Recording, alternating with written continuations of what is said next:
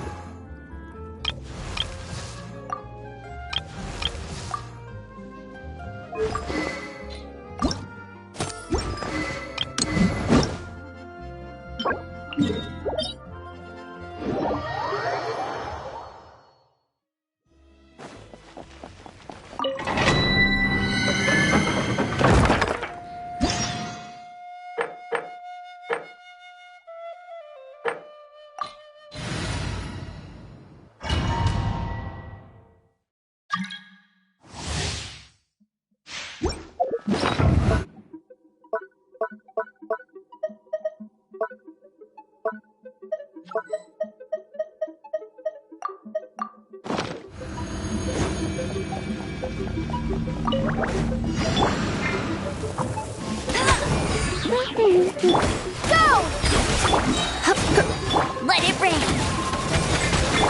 Let's spark things up a little.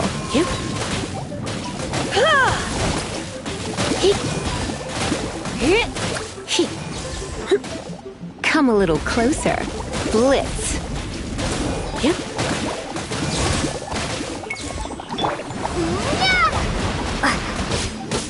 As a good knight should.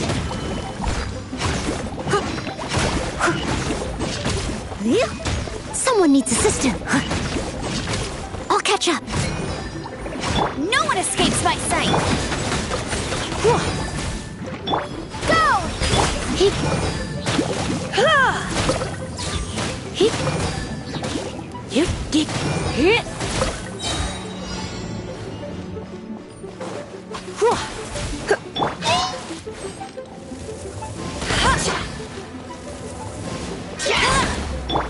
Try not to enjoy this.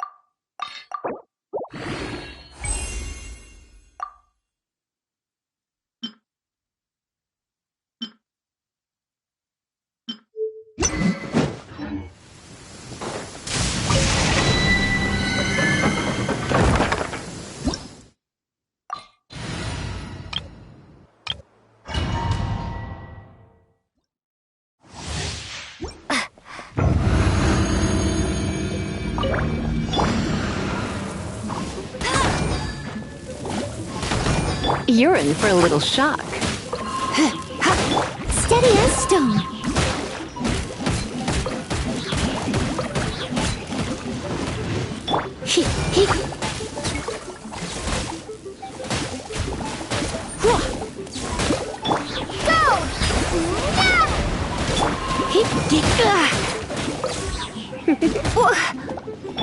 As a dutiful maid would.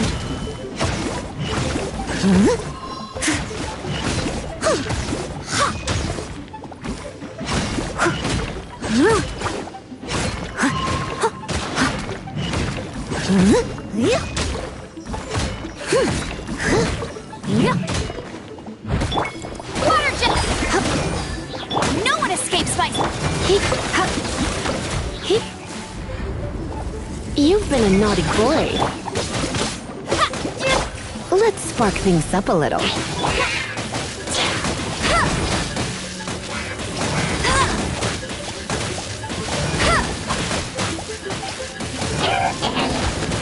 Bombs away!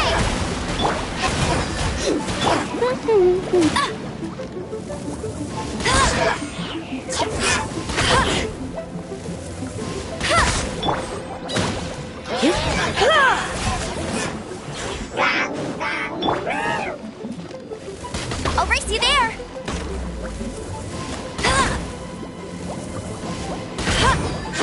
Ouch!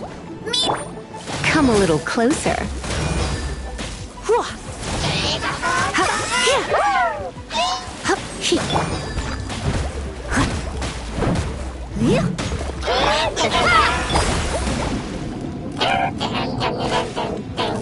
Let it rain!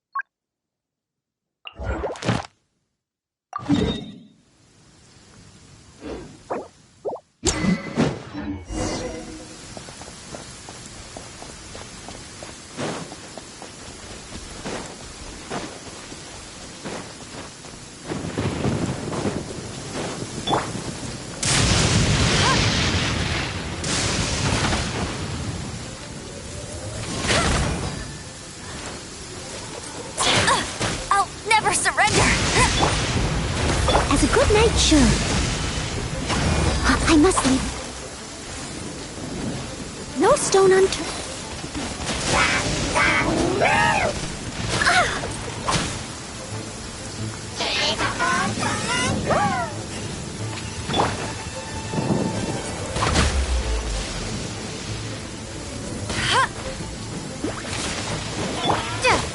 Water jet!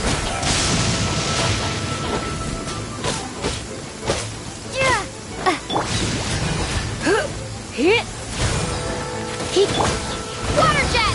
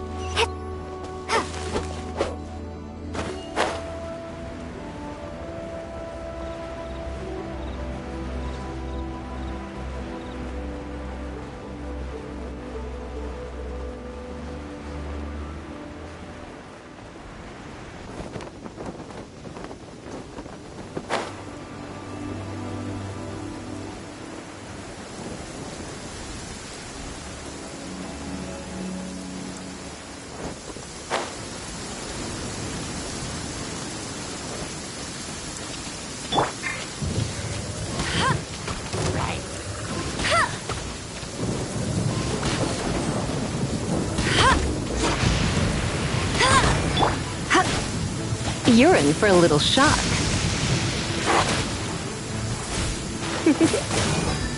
You're in for a little shock. Blitz.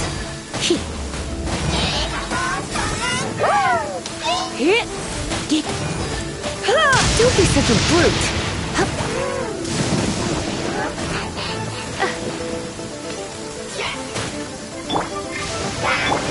Surrender.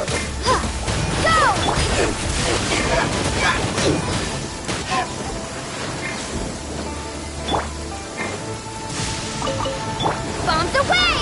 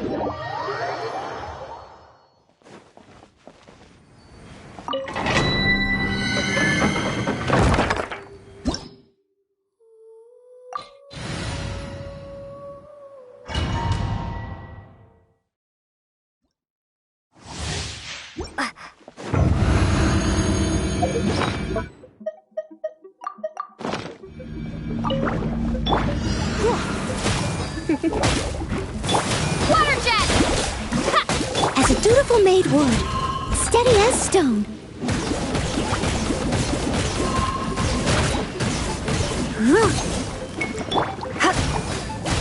Hit! Hup! Hit! Hit! Ha! Hit! Hit! Hit! Whoa! Get! Ha! No one escapes my water jet! Hup! Hup! Hit! Whoa! Hup, come a little closer.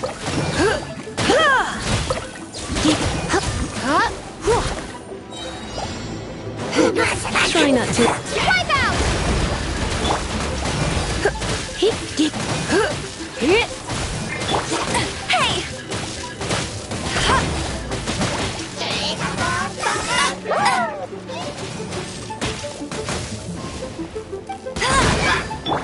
Go! I must leave no stone unturned.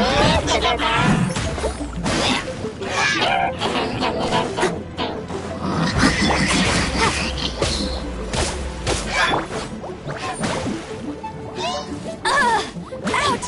Meanie! You?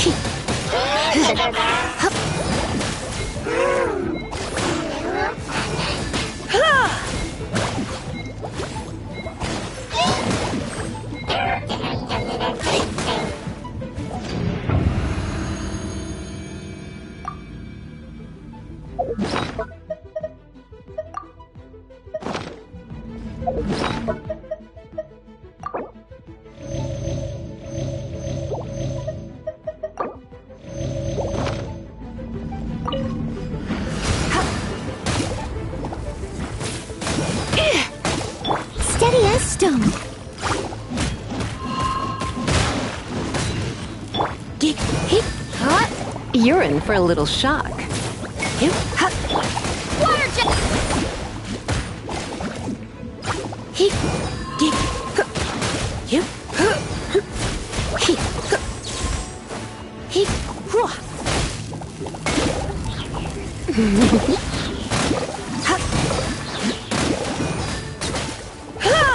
Hip, dip, hop. Whoa. Hop, hip, hip. Dip, hop, hop, hit, hip. Let it rain. Surrender and I'll be gentle. As a good knight should.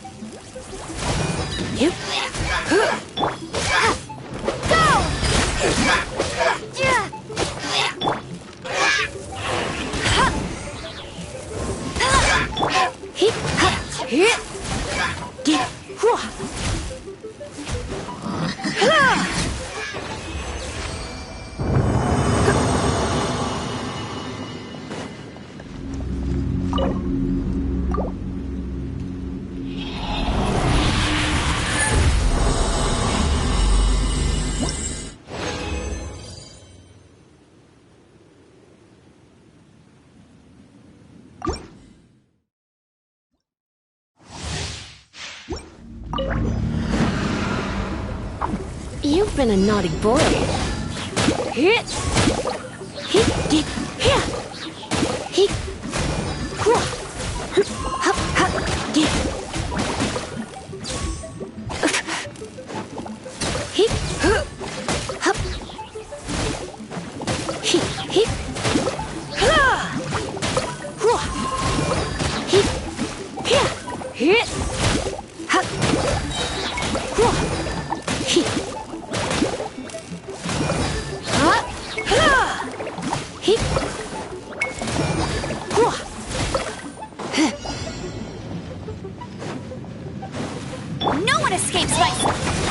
spark things up a little. Come.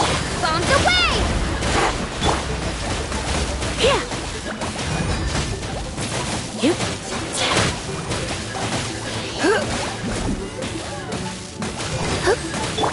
Water jet!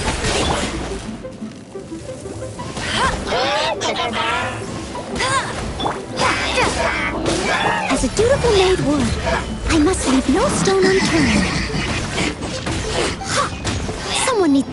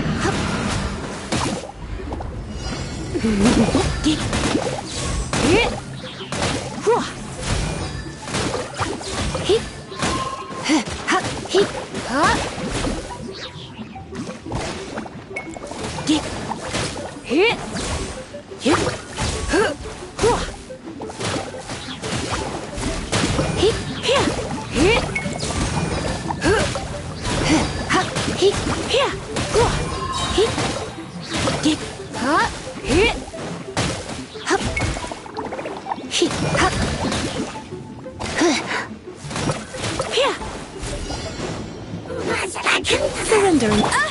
Heck, let it rain! Wipe out! Go!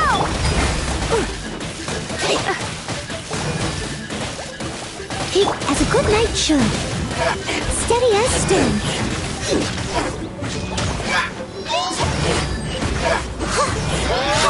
I'll catch up.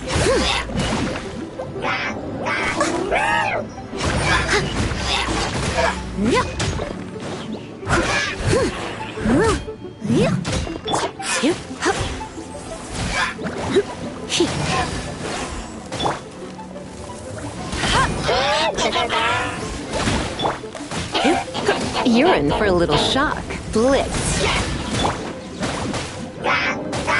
That's cheating! I'll race you there! Bet you can't keep up with me!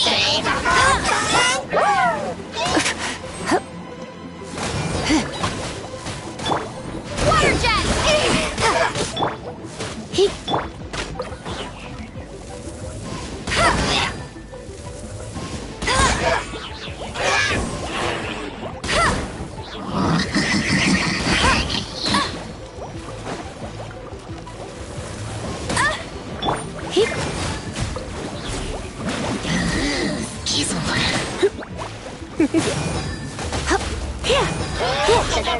Come a little closer.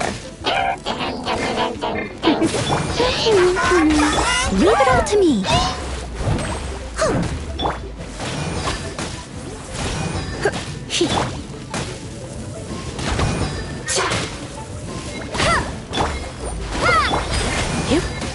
No escape!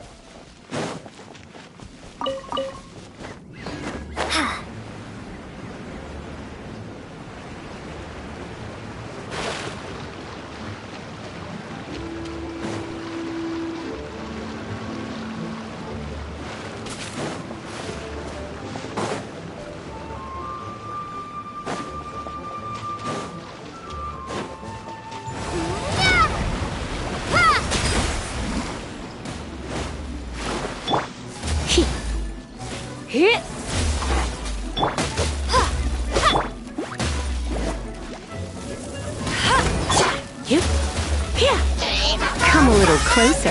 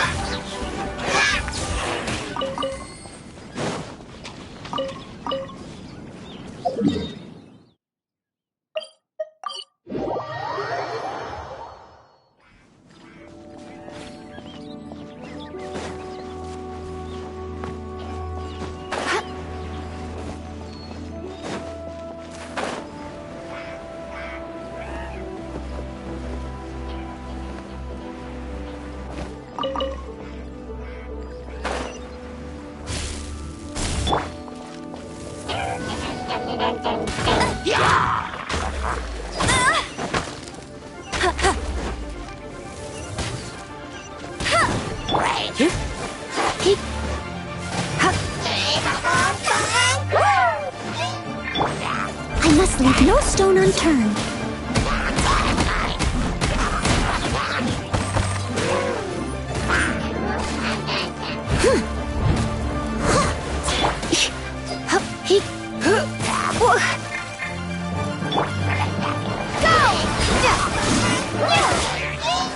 Time to clean up.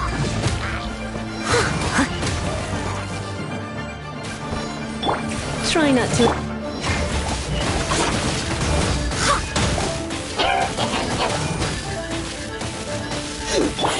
Water jet! Wipe out!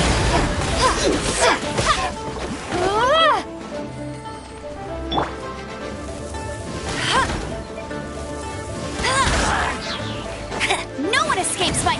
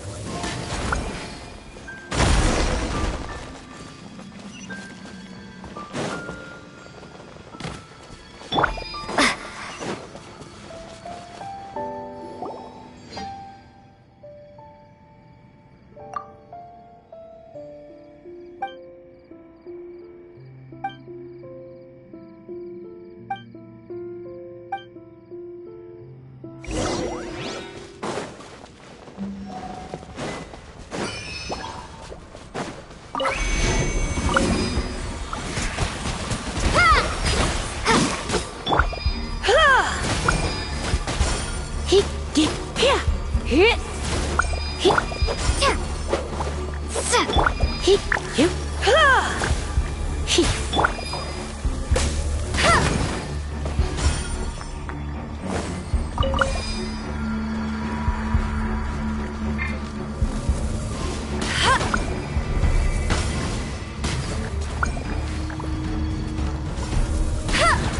Bet you can't keep up with me!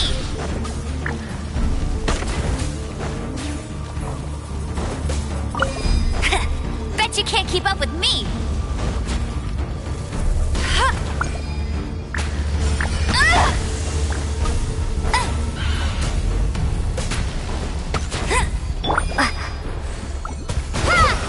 You're in for a little shock.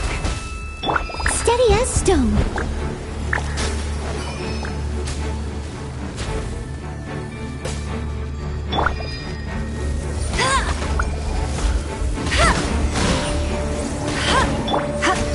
Come a little closer. Someone needs.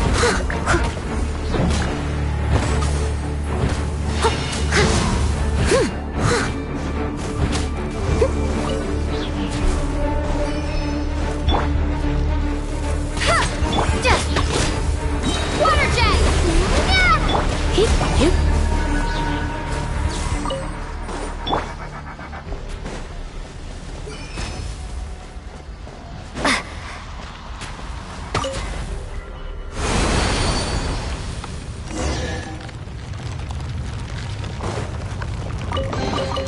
I'll keep this close.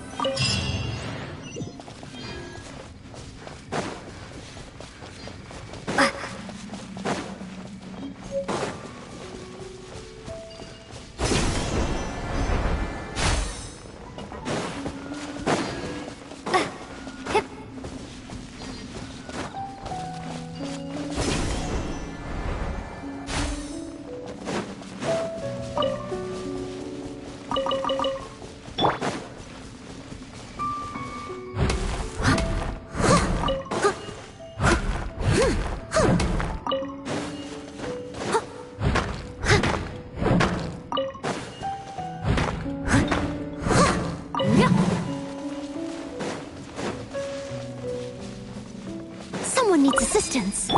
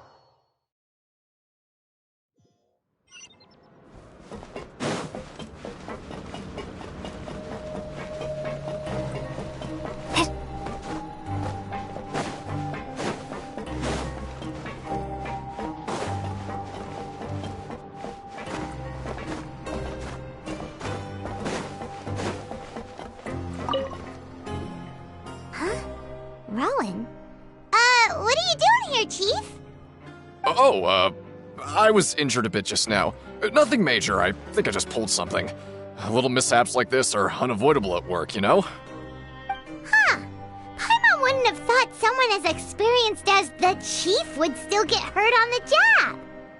Tch, I just knew you would say that. This is pretty embarrassing. Where's Siegeween when you need her anyway? The one time I need to make a quick trip to the infirmary. Oh, you mean she wasn't in the infirmary? Yeah. The rumors say that there's never anybody in the infirmary in the half hour before lunch, and nobody knows where Siegeween gets off to.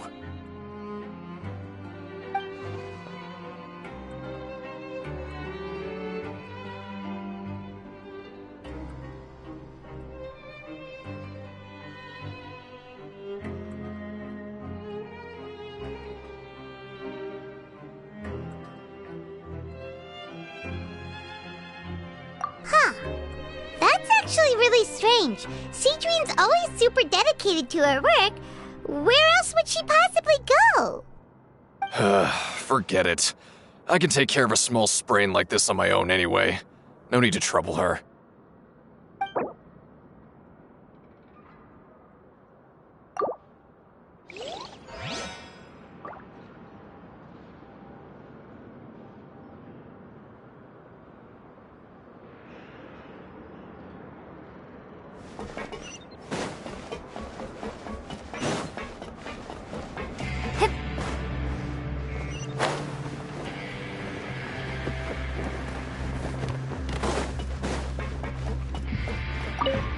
In the eyes of his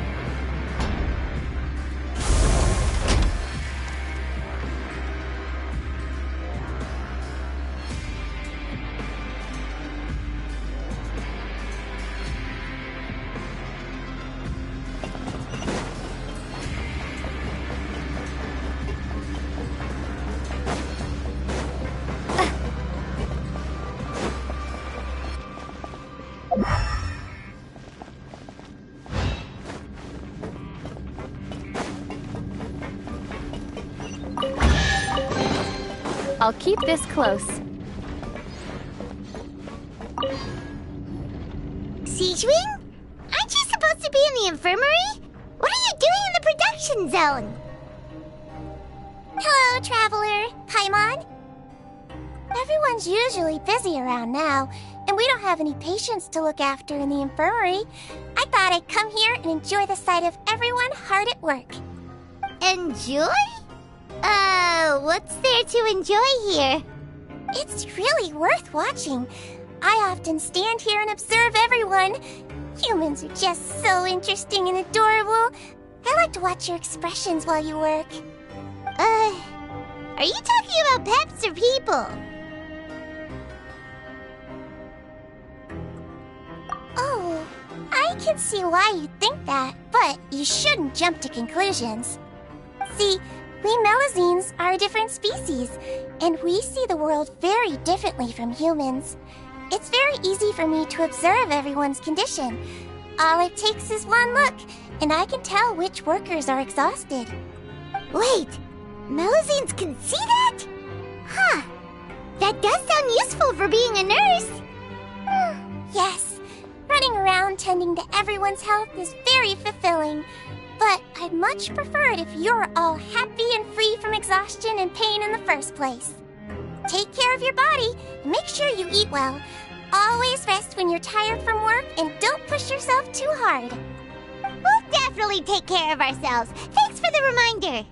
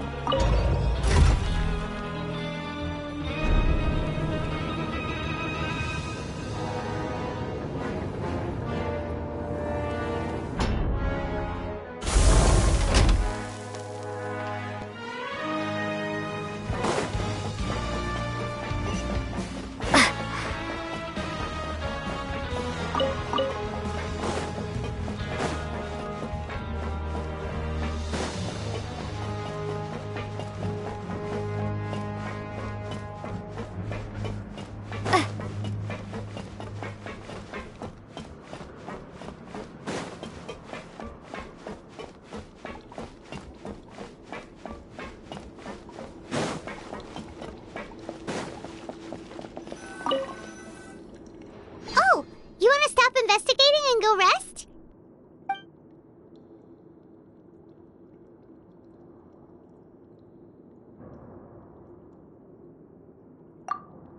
Okay, you should rest up. We'll be back at it tomorrow. So after working a few days straight, we got some strange meat in our lunch. What was that all about? Has our investigation turned up anything useful recently?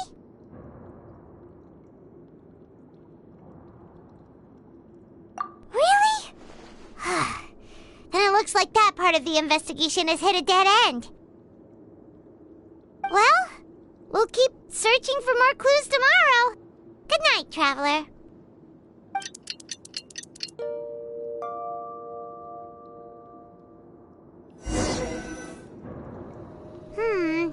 Maybe we can make some progress in our investigation today. What do you have planned for us?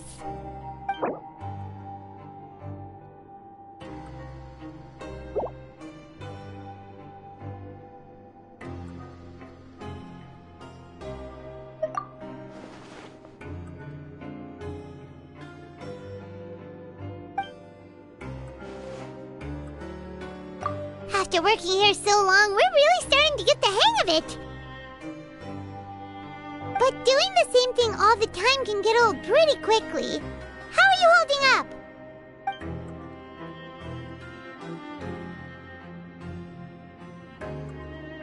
Yeah, it's good to kick back and relax once in a while.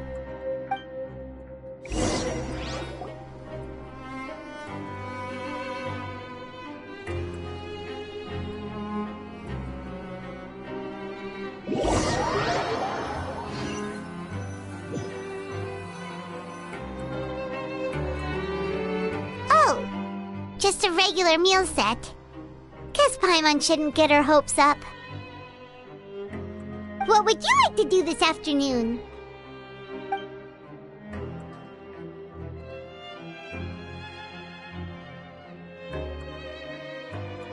Knowing child, he must have been there all the time. Grab yourself a welfare meal.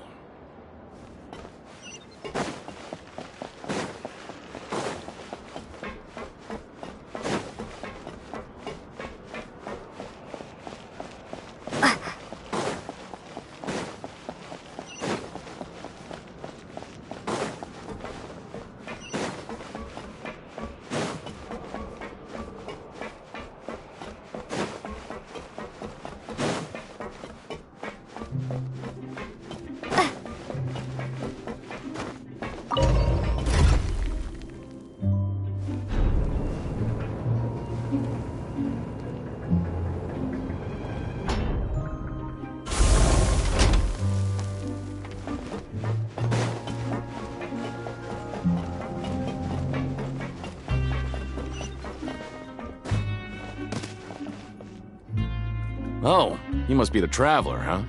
Sorry, mate, but competitors as strong as you are prohibited from participating. I don't make the rules, mind you, but I was given very specific instructions. Even convicts value their lives, don't they? I hope you can understand.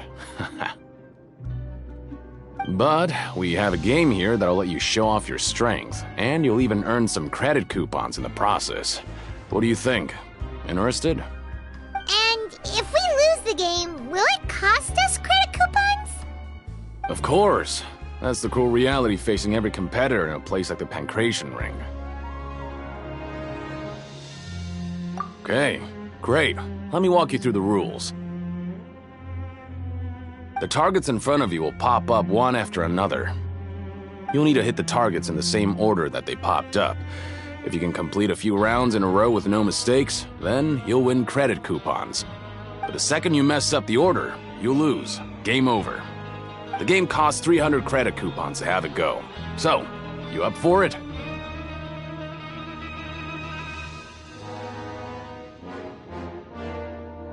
Thanks for your patronage, mate. Now, let the game begin.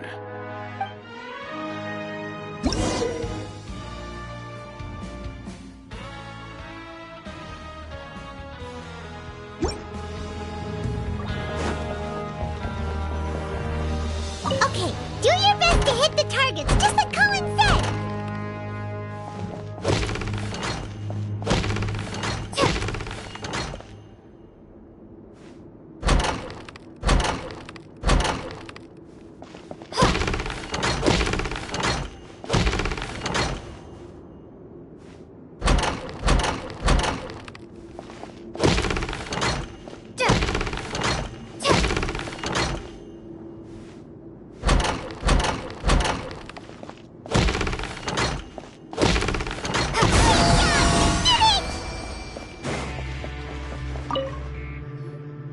Your strength really shouldn't be underestimated. Now I get why you're prohibited from participating in any official fights. Nobody who values their life would be willing to get in the ring with you. However, you two haven't tried betting on the outcome of a Pancration match yet, have you? Just go talk to Rusimov. Buy a ticket for whichever fighter you think will win. There's a big payout if the fighter you support comes out on top. But we don't know anything about the fighters. How can we possibly know who to support?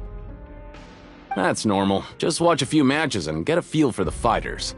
It won't be long before you can pick winners in your sleep. he's got a point. Why don't we give it a try? If we have enough coupons, we could probably bet at random until we figure everything out. Bet at random, huh? Well, how should I put it? It's not like you can't do that, but I'd advise you to give it some more thought first.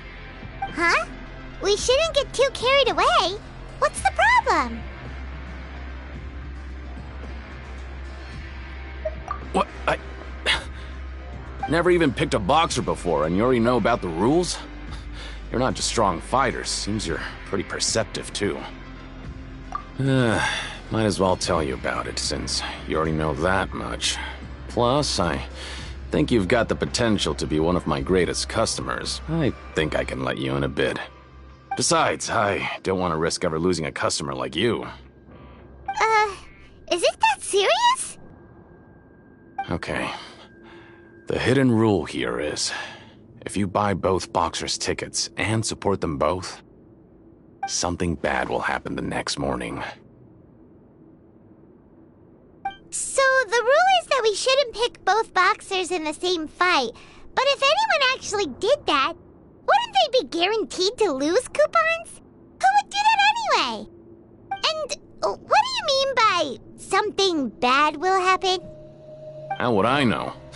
Not like I'm stupid enough to do that. But I've heard a story about the rule. According to the rumor, there was a masked boxer who possessed incredible skill and power. None of his opponents even stood a chance against him.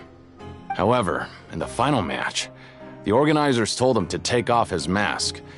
He refused and never showed up to the fight. And after that, he was never seen again. Some say he died, or that he was taken care of by the event's organizers. But everyone remembers that he was someone who cherished honor above all else. In his eyes, supporting both boxers in a match would dishonor the competition itself. So you mean it's like a curse? He'll take vengeance on anyone who does that?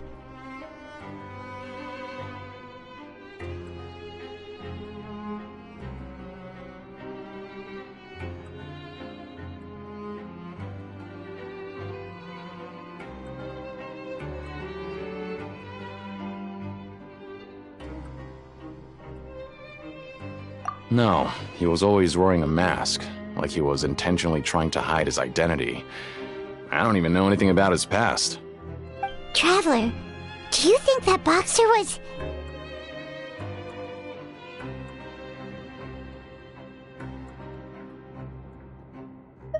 Huh? We will? You're not serious, are you? Look, here I was just trying to be nice and warn you, yet here you are trying to break it on purpose?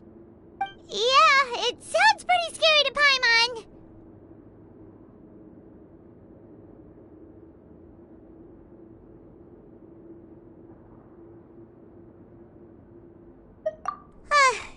Seems you've made up your mind.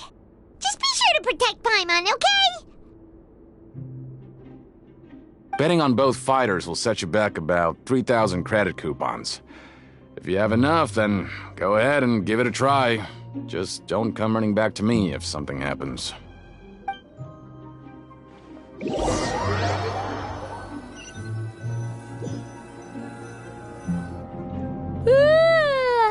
woke up so early today that Paimon's been nodding off all afternoon. Good thing it's finally time for bed.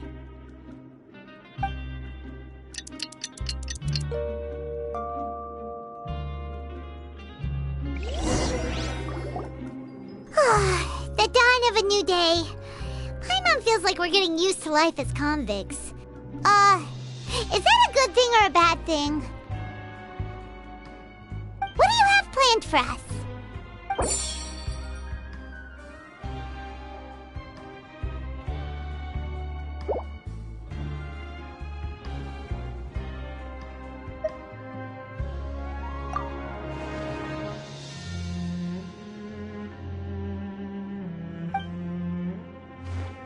After working here so long, we're really starting to get the hang of it. But doing the same thing all the time can get old pretty quickly. How are you holding up?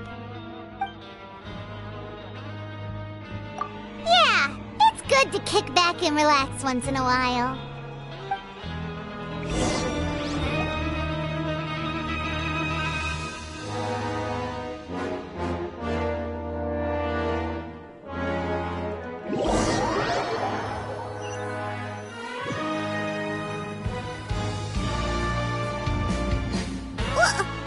What is this garbage?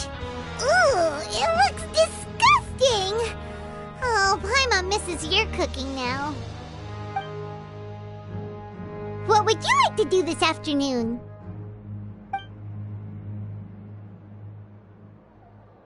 Maybe we'll be able to find some leads there.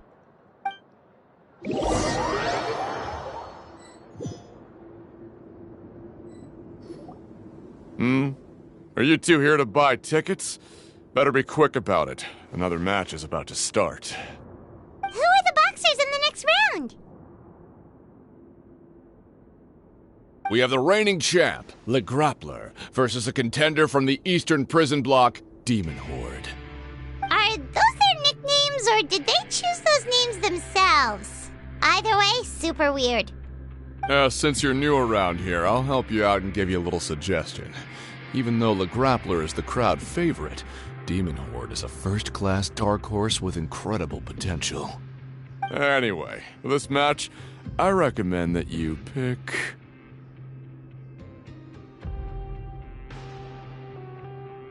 Huh?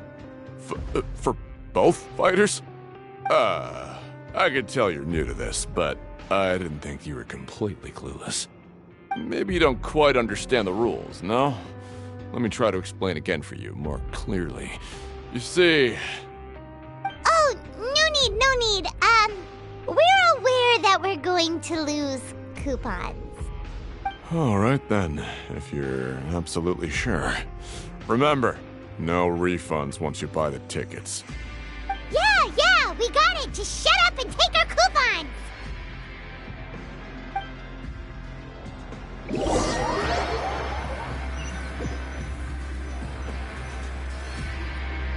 Seems we had a productive day. Hope we can make even more progress tomorrow.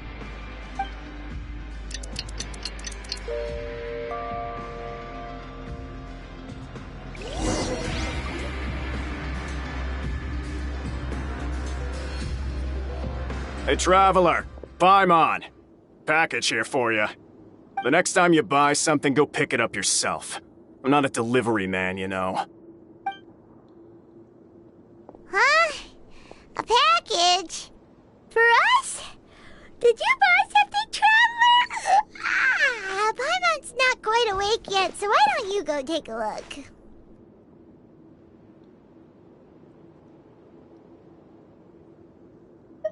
Ah, right! Yesterday we broke the hidden rule and bought tickets for both boxers. Oh, maybe this package is the bad thing that Colin said would happen. Paimon suddenly feels wide awake. Wait, maybe let Paimon go hide somewhere first. Just call Paimon after you opened it. Hey, wait! Paimon's still here! Don't open it! Ah!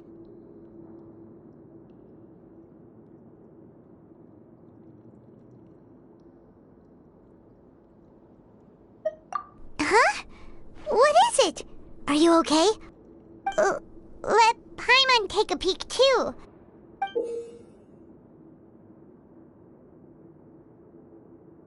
Oh, it's just a small bottle. But the color of the liquid inside looks so wrong. Almost like...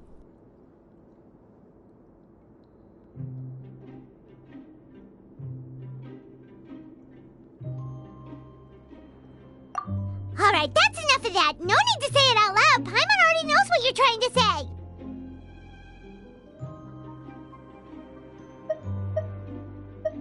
Ugh! No way! Get that stuff away from Paimon!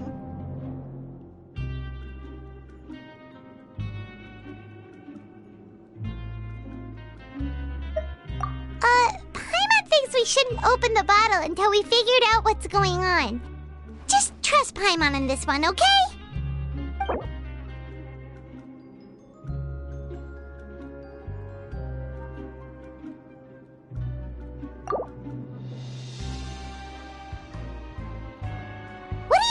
meant for us.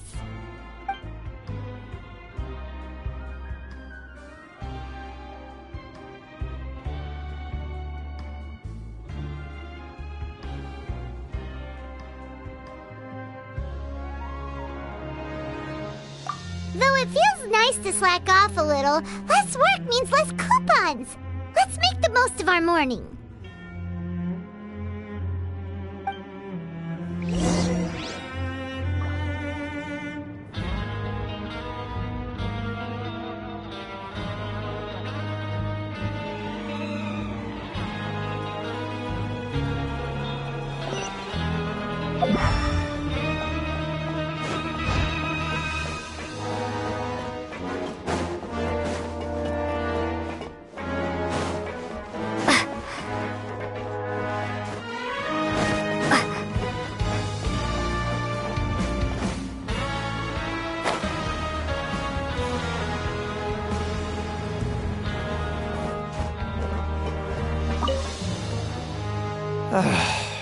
If there's no way to send it all out, then maybe I'll never get a chance to leave. Who are you? We've never seen you before, and you don't look like a fellow convict. I'm not! Of course I'm not. Please, don't mistake me for a criminal. I'm a good, law-abiding citizen. Then what are you doing here? You sure seem anxious about something. I'm a promoter for Fontico, and I'm usually responsible for promoting our drink products. I thought I could complete my task here quickly and return to headquarters, but I've been here way longer than I anticipated. Oh, a promoter from Fontico? So what kind of problem did you run into? I'm so upset. It's all because of that Duke. After discussing the company's promotional plans with him, he told me outright that my project was worthless. However, in light of our long history of successful collaboration, I still tried to patiently explain the details. However, to my surprise, he just cut me off while I was speaking. Let me take a moment and recall his exact words. I'm just gonna stop you there and say no. If anything, I'm saving you time. It seems you don't fully understand the value of credit coupons here, nor do you understand the value of your own products. The former is because you are from the overworld. That's understandable, and I don't blame you for that. But as for the latter, only someone monumentally stupid, so breathtakingly stupid that they were completely ignorant of the value of credit coupons, despite living in the underworld, would ever possibly consider buying your drink. Let's just forget it. Anyway, that's how he rejected my proposal and asked me to come up with another solution with the condition that it doesn't cause any trouble for him. Can you believe that guy? Well, he is the head honcho here. Not much you can do about that. We met him too and could tell that he's the kind of guy that's hard to pin down. Fine. I know I should just let it go. I'm on his turf after all. His house, his rules.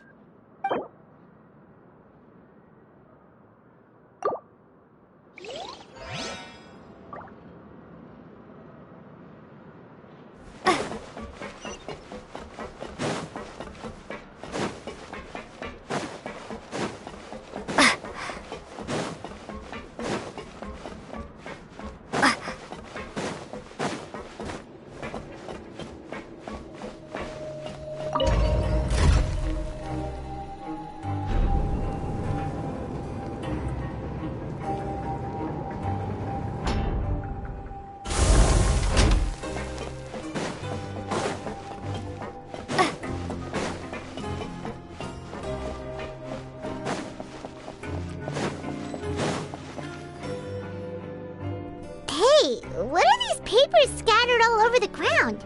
Are they registration forms or something? Maybe not. Every page has the Fontico symbol on it. Maybe it's some flyers from the company.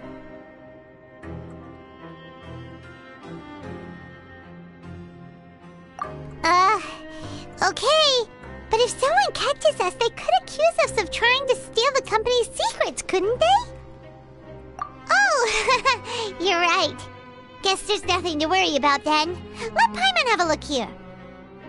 Without assistance from the Fontaine Research Institute, development of the new product has been slow, and some researchers on the project have voiced concerns. We have no choice but to let the new product undergo the first phase of promotional trials without a designated name or packaging. We will adjust the direction of future development according to feedback. We have decided to only conduct closed, small-scale trials for the time being. Sure doesn't seem like anything unusual. The company is just trying to develop some new products besides Fanta. But it sounds like things aren't going well at all. Let's put these papers back where we found them and make it look like nobody went through them. Okay, good.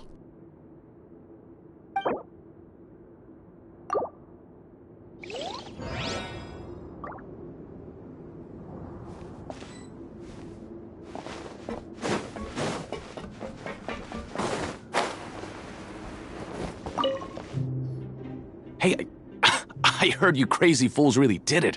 You bought tickets to support both fighters, didn't ya? Well, did anything happen? Well, the next day we received a mysterious package, but we still haven't made any sense of the contents. So it is real. You didn't become cursed or anything like that, did ya? Are you both still okay? Wait. Are you sure that it's still you controlling your bodies right now? Paimon's not sure. What do you think, Traveler? Is Paimon still Paimon? Oh, okay. Well, that's good. Yeah, you two don't seem to have changed at all. But I wouldn't let your guard down just yet. Still, I didn't expect you would actually do it. You'd actually throw away coupons like that just to satisfy your curiosity? Even if we bought tickets like everybody else, it's not like we could hope to earn any coupons. When it comes to things like this, it's always the organizer who makes the real profits. Hey, just what are you trying to imply? The Pancration Ring is an honest business, and we really don't make much from selling tickets. We make so little that even the current tournaments can only be held thanks to funding from the producer of Fanta.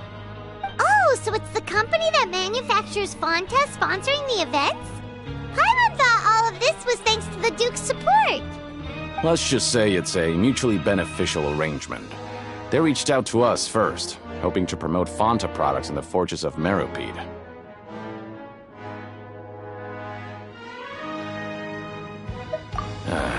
Anyway, you try and take extra good care of yourselves these next few days, you hear?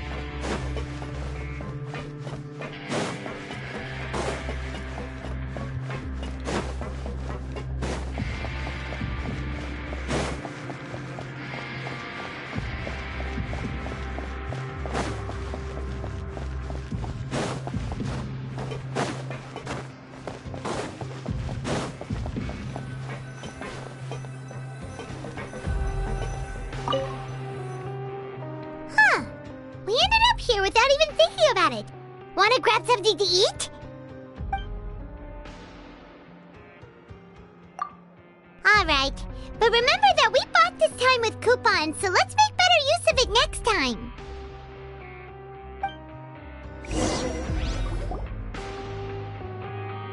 Oh, just a regular meal set. Guess Paimon shouldn't get her hopes up. What would you like to do this afternoon?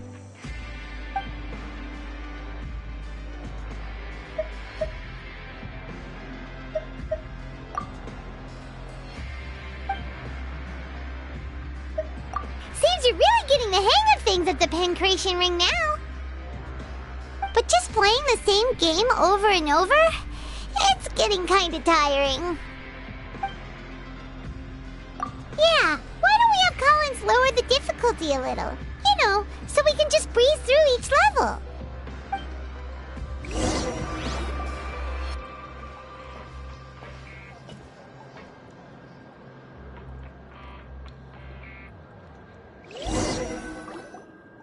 A mysterious box?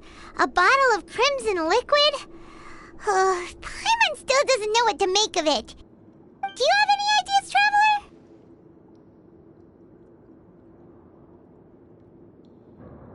Really?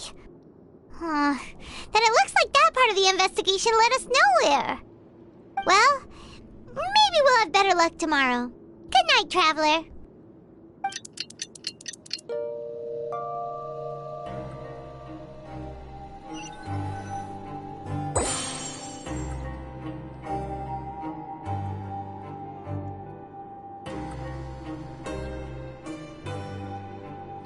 Okay, so we've investigated 2 of the hidden rules.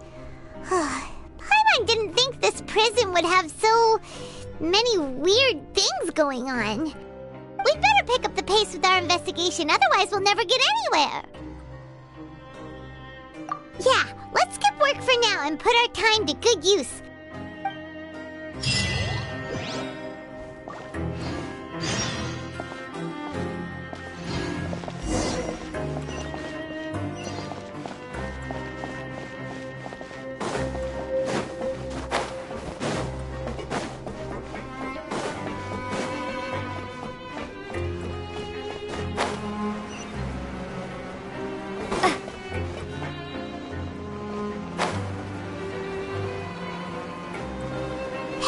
Isn't that Vidoc over there?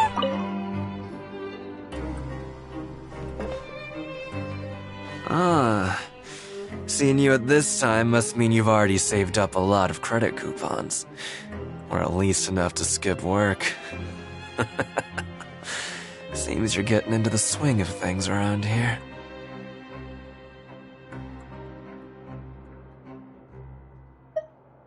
Impressive. Very impressive. So, now can you tell us about the hidden rules you know?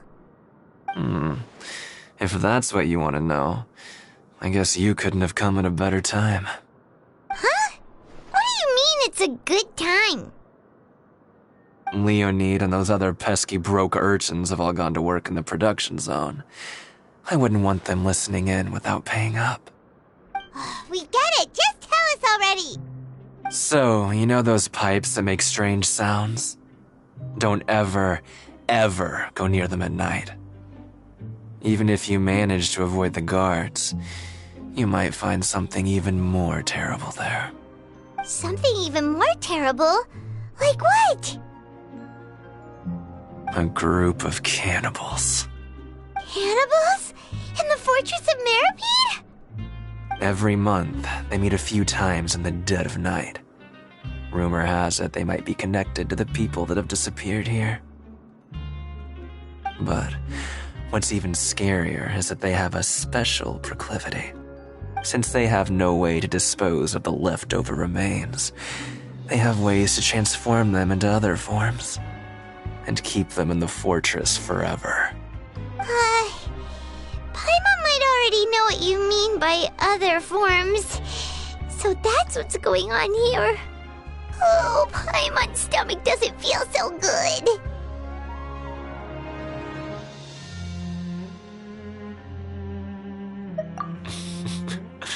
You two look pretty skeptical.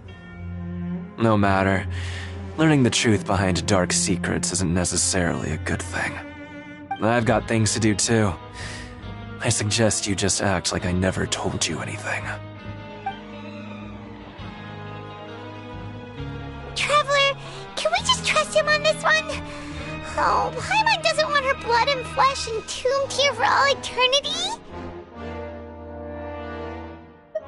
Oh, so that's how you see the situation. Huh. You know, Paimon does feel a little better about it now.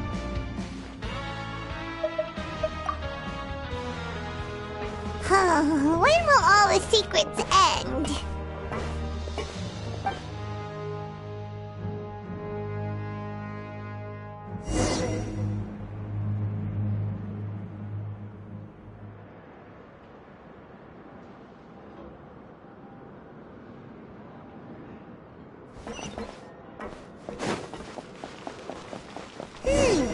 Vidok isn't here, but...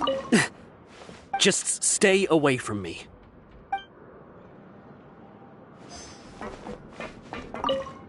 What? What are you saying? You shouldn't go around saying stuff like that.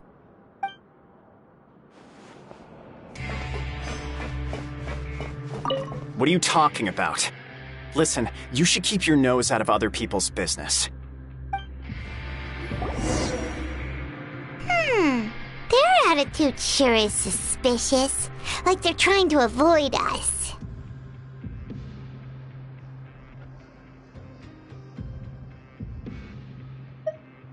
But if they're being so obvious about acting weirdly, do you think they might just be trying to lure us in? Oh, this is all getting way too creepy for Paimon.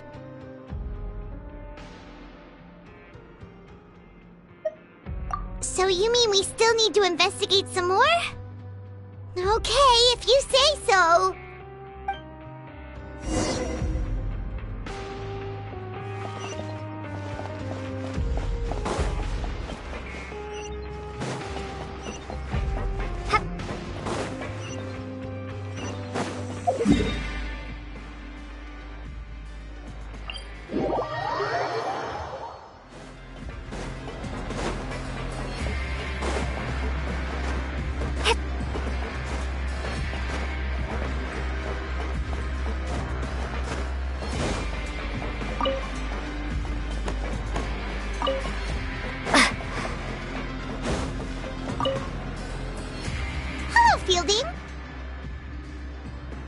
What do you want?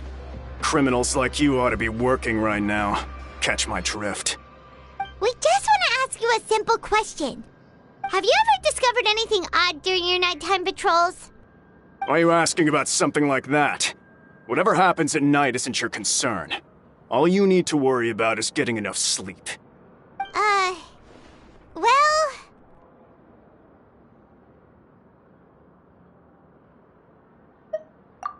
Right! We've heard it happens a few times every month. Paimon has sensitive ears, so it makes it hard to sleep. Really?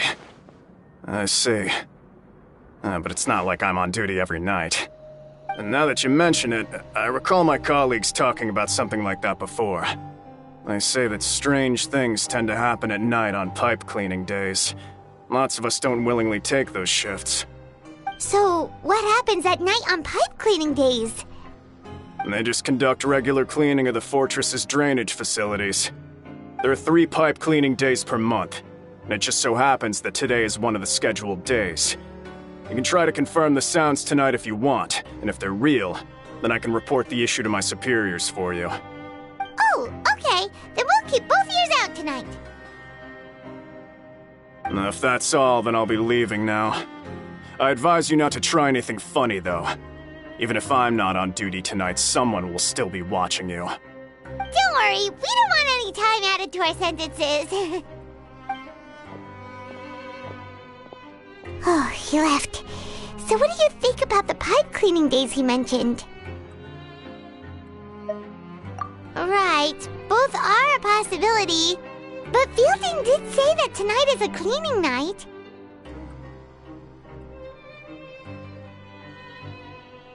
Paimon knew you would say that. Alright, sounds like we'll be up all night tonight then. Paimon just hopes the guards don't catch us.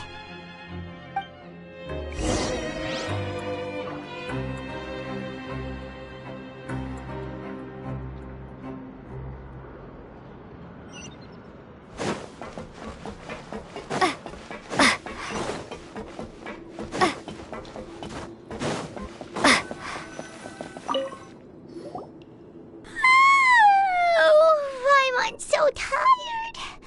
But we can't sleep yet. They'll be cleaning the pipes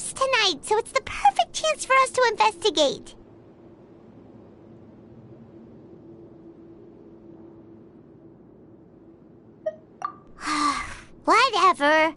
Just be sure to wake Paimon if she dozes off. Paimon's worried something might happen if you go alone. Huh? Traveler? Did you fall asleep already?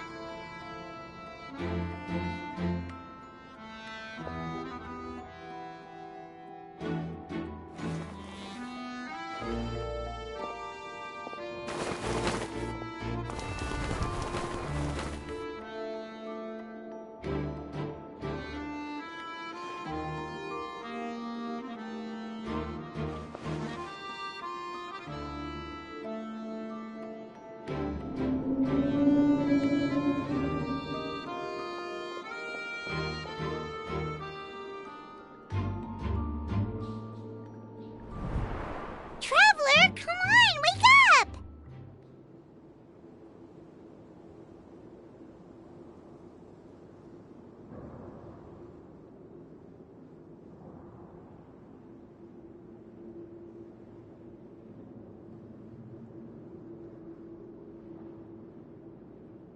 Oh, it looked like you were just peacefully sleeping to Paimon.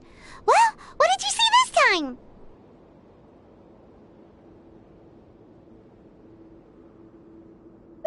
Really?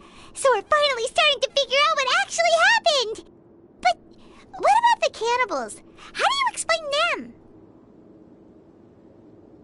Okay, well it's about time for us to get moving. Just be careful to avoid the patrolling guards.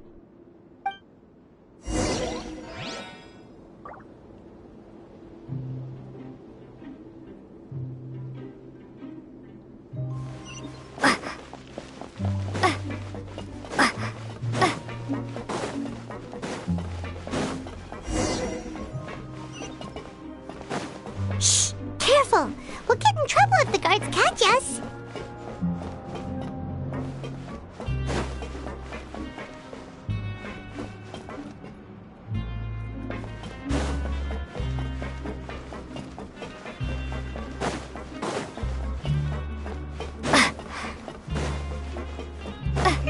This should be the place!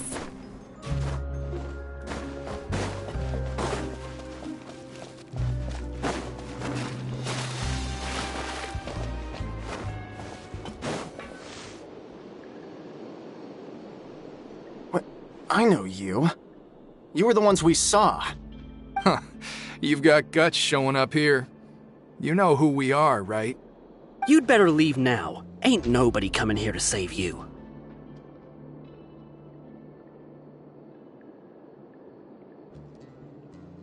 What'd you say?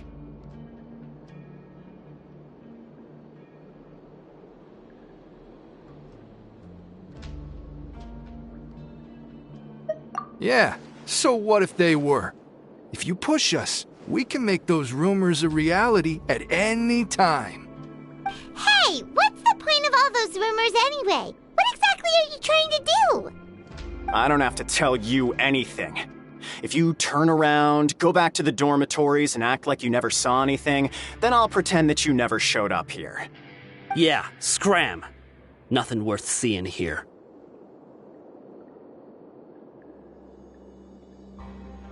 Huh? What did you say? Isn't that exactly what Boss said when he left? Hey, do you know our boss?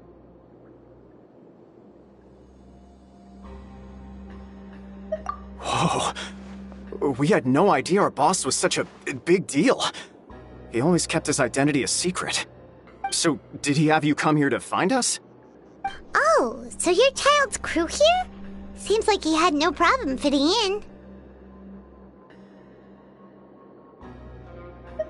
We're the only ones who heard him say those words when he left that night. So unless he somehow told you those exact same words after that... All right. I guess that's proof enough for me. I believe you. Wow, those dreams of yours sure come in handy. We gave him the business for a while and would always give him a hard time when he first came to the fortress of Mrajtheartist. But here in the fortress, the strong will always earn respect. He was working the longest hours and racking up wins in the Pancration Ring. You could always see how amazing he was, even when he was teaching us a lesson. So eventually, we all decided to follow him. But one day, he suddenly told us that he had to find a way to escape this place, no matter the cost. He said it was because he heard that call again. And as his crew, if the boss wants something, then it's our job to get it done. So, we got to work and used the hidden rules that were here to make up and spread the rumor about the cannibal rule. We just wanted to give him a better chance of escaping on a night after the pipes had been cleaned. Oh, thanks to your rumor, nobody would want to come anywhere near here, prisoner or guard. Wow, it sure is easy to exploit people's fear of the unknown. But has a child already escaped? Why are you all still coming here after pipe cleaning day? Because as far as we know, the pipe he went into isn't actually an exit. It should be a dead end. It leads to an abandoned factory area, and even if there were a way to escape from there into the sea, we're still way too deep. No one could ever reach the surface alive. But Boss still insisted on going in. It's like he was obsessed about it. So we told him that we'd pretend as if he never existed while he was gone. And that if he wanted to come back, he should wait for nighttime on a pipe cleaning day. That way, we could meet him here and help cover the whole thing up. So you come and wait here through the night a few times a month just because of that promise? Yeah, but it's been so long now. We already know in our hearts that he must have managed to escape somehow. Is it also possible that something unfortunate happened to him? Nothing could ever defeat Boss or slow him down. It's one thing we know for sure. Okay. Paimon was just brainstorming possibilities.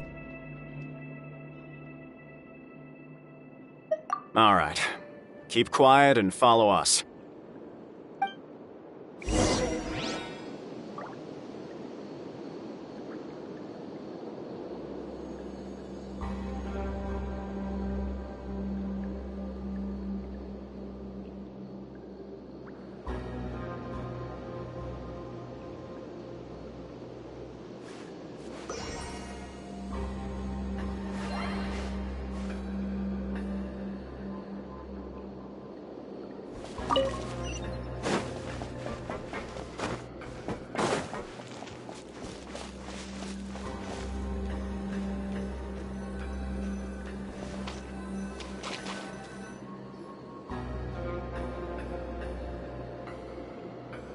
The way up from here has been sealed off. It's impossible to get through.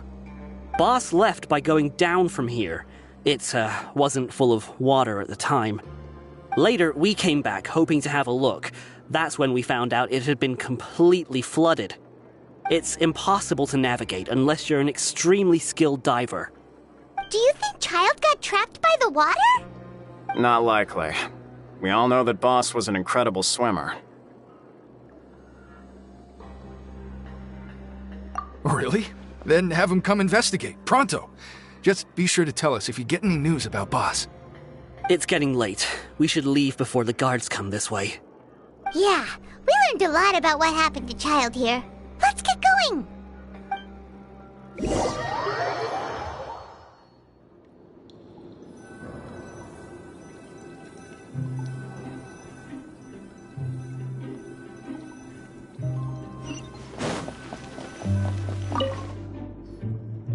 Whew.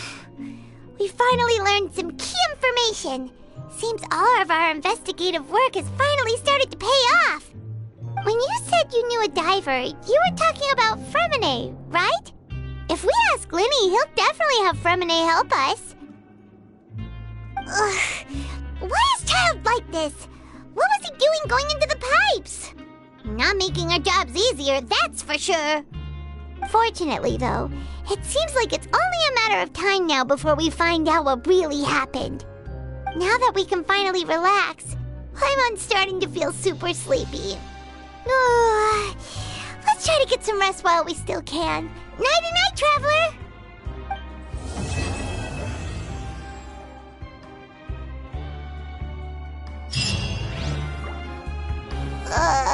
It's morning already? Oh, Paimon still needs more sleep.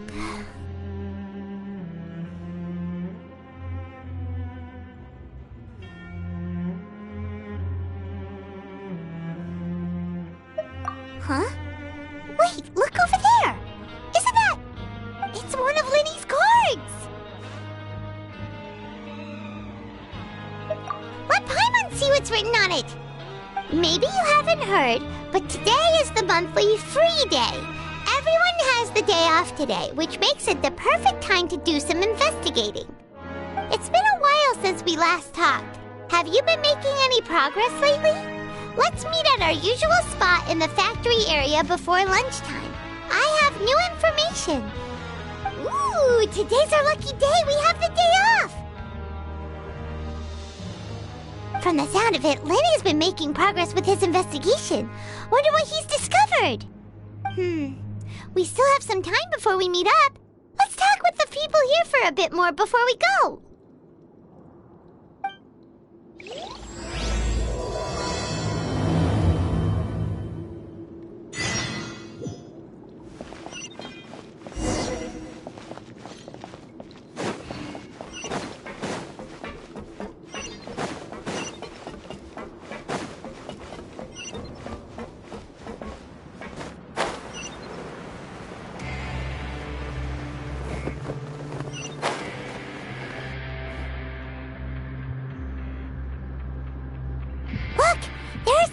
Talking over there. Let's listen in on the conversation.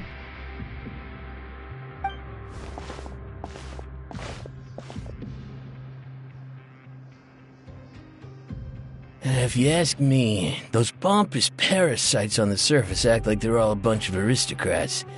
Do any of them give half a hoot about a bunch of dogs like us? Hey, speak for yourself, mate. I'm no dog. Oh, you think you're special or something?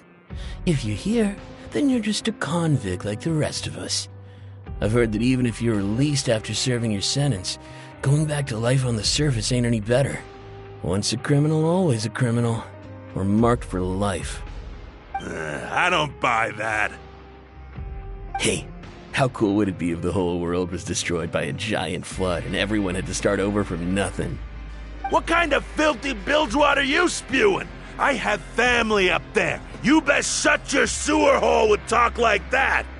Listen, things ain't so great on the surface, but who says that you have to leave?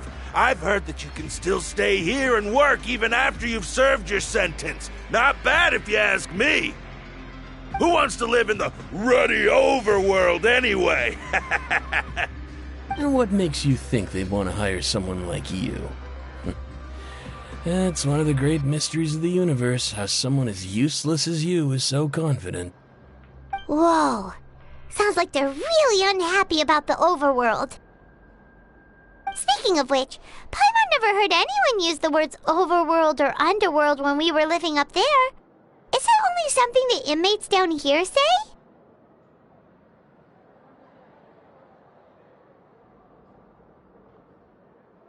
That's true.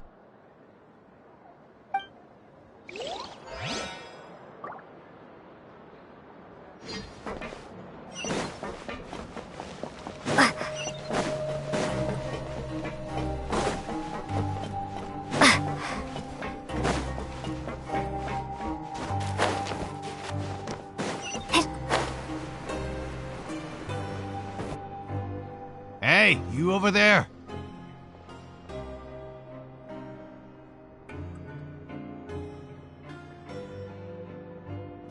Yeah, you! Say, do you like playing card games? You know, like Genius Invocation TCG? You TCG players are like mint in the wild, literally sprouting up everywhere. Hey, come on now. What's wrong with finding fellow invocation aficionados? Anyway, care to join me for a game?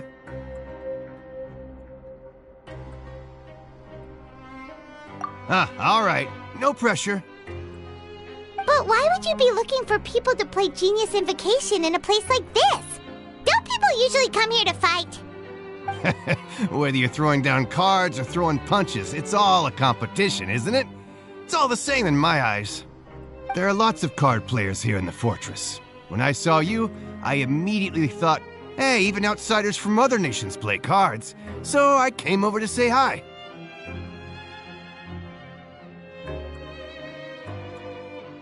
Sure. Great! Since you've been here longer than us, you need to flex your seniority a little bit, right? Maybe you could start by telling us newcomers some stories about this place. I thought you would have already heard everything by now. All right, then. Did you have anything specific in mind? Or do you want me to just pick a topic? Why don't you pick? We'll let you know if we've heard it already. All right. Have you heard any strange rumors since you've arrived?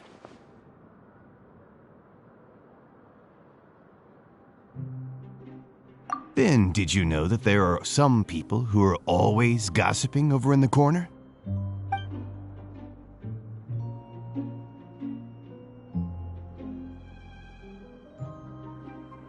There are two guys who are always skulking around in the corners of corridors gossiping. The bigger guy is Quisto, and the skinny one is Lavaroon. People call them the Bombshell Bros. I never really found their gossip very mind-blowing. It's pretty much just the same stuff that I hear about when I'm at work every day. If you're interested, you can go talk with them. They tend to talk a lot of nonsense, but they aren't exactly bad. Good to know. Do you have anything else to tell us? Let me think. Sounds like you want to hear something a little more tantalizing. Oh, did you know that the Duke was also a convict in the fortress of Mrajtheartist before? Huh? Wait, are you serious? That's right. The Duke was an inmate just like you and me. Seems he was exiled here for committing some crime. Who knows how he ended up rising up to become the warden, though. To go from an ordinary inmate to becoming the manager of the whole place? I'm not gonna lie, I kinda respect that. A forbidden zone? Sounds like something that someone just made up. I've never heard of that. Where did you hear about it? It's just a rumor we've been hearing, but no worries if you've never heard of it. Do you have anything else you can tell us? Anything else? Not that I can think of, but I'll be sure to tell you anything interesting I hear next time. You'll have to play a game of Genius Invocation with me first, though.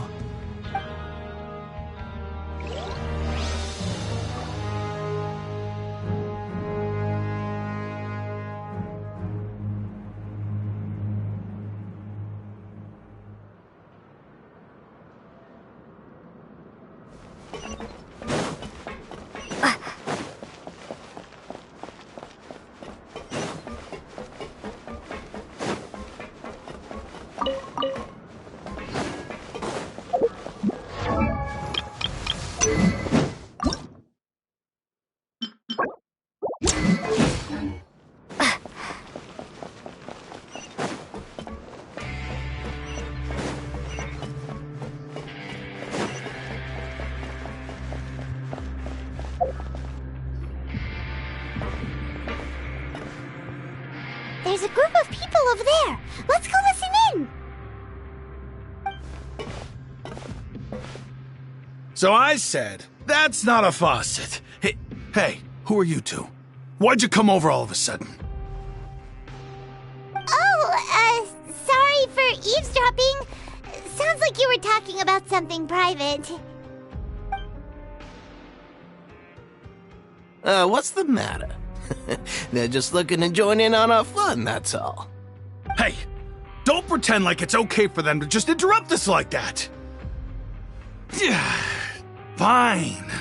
You're lucky we don't mind extroverts that much.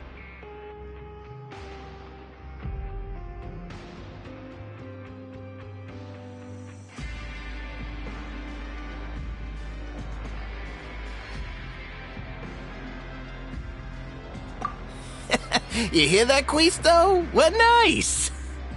Your expressions tell me you're looking to hear some juicy info, am I right? But before that, it just so happens that I know you two. Really? Are we that famous? You're kidding. How often does anyone get a personal tour led by His Grace himself? Practically everyone was talking about it. Word has it that you also caused quite the kerfuffle.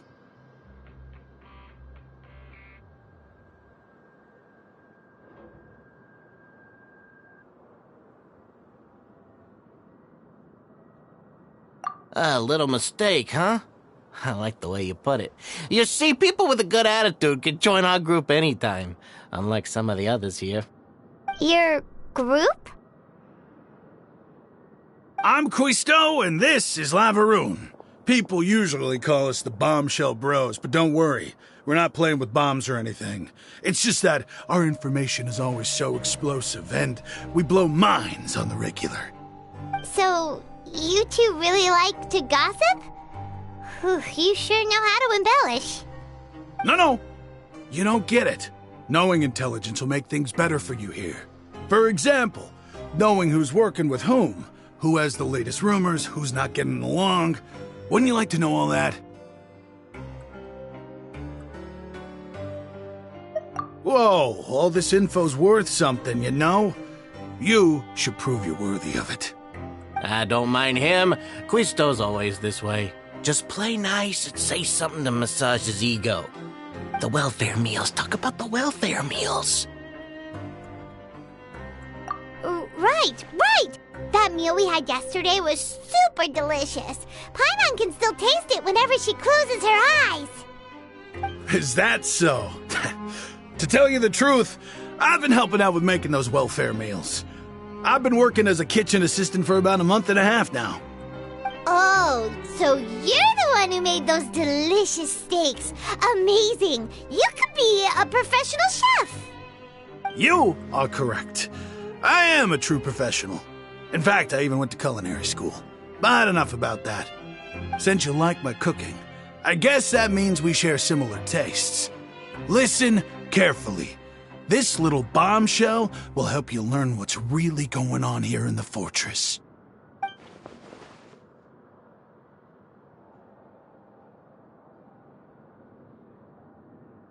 Listen, kids. The power structure within the fortress is quite complicated. The overworlders couldn't care less about us down here. We're basically dogs to them. You've already met the one person here you should never cross, the Duke, Risley. He knows more than you think. And if he doesn't care about something, then he often doesn't bother dealing with it. Those who have the Duke's attention get all kinds of special perks, even better treatment in the infirmary. I know who you mean. It's that Jurier character, right? I don't think there's anything useful about him at all. Why does he visit the infirmary practically every day? Is it normal for anyone to be going in and out of there so often? If you ask me, he's just faking it to get out of work.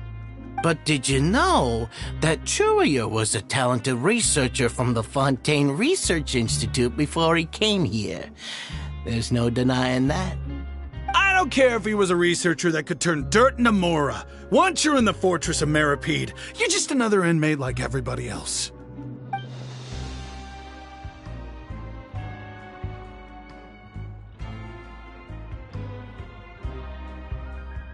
Speaking of which, the last time I saw him, he was passing by in the corridor with Lorvine.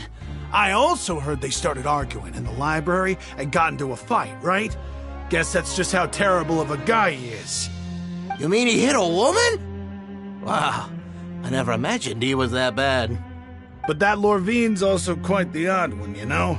She's always gabbing away, got into a fight with a man, and she also got sent to the infirmary. Come to think of it, I always see her going to the sick bay every couple of days, too. Huh.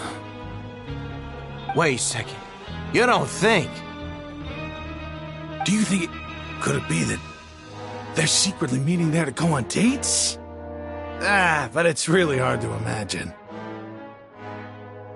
After all, I do remember seeing Lorvine beat Jiraiya to a pulp that one time. And we might be overthinking things.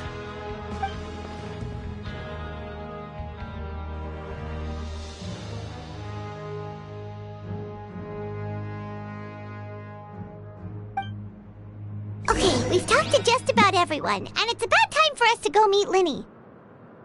According to the card he left us, we should go meet him in the production zone.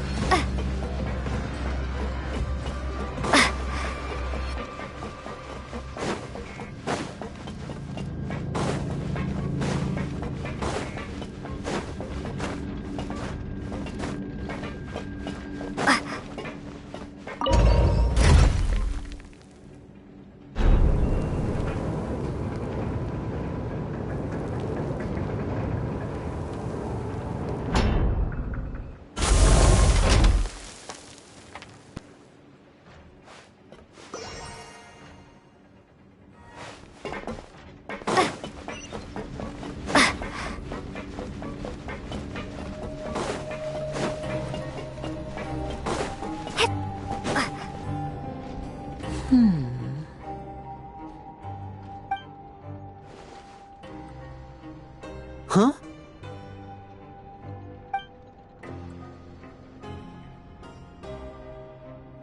That look in your eyes. You found something?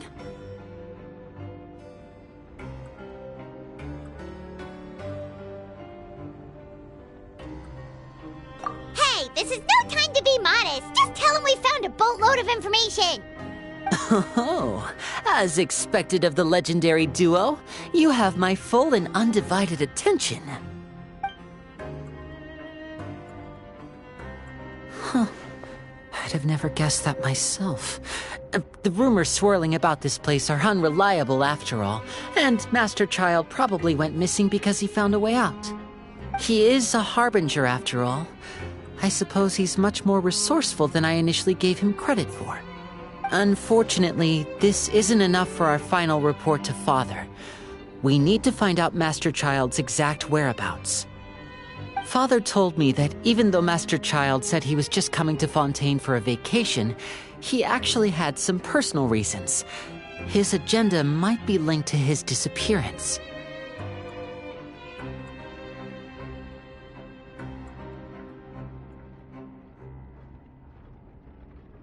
His escape route is already flooded, so we'll have to task someone with professional diving skills to chase after him.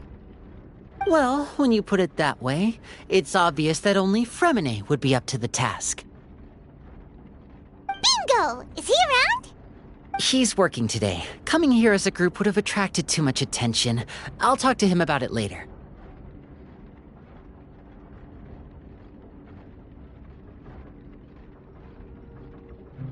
It's the least I can do.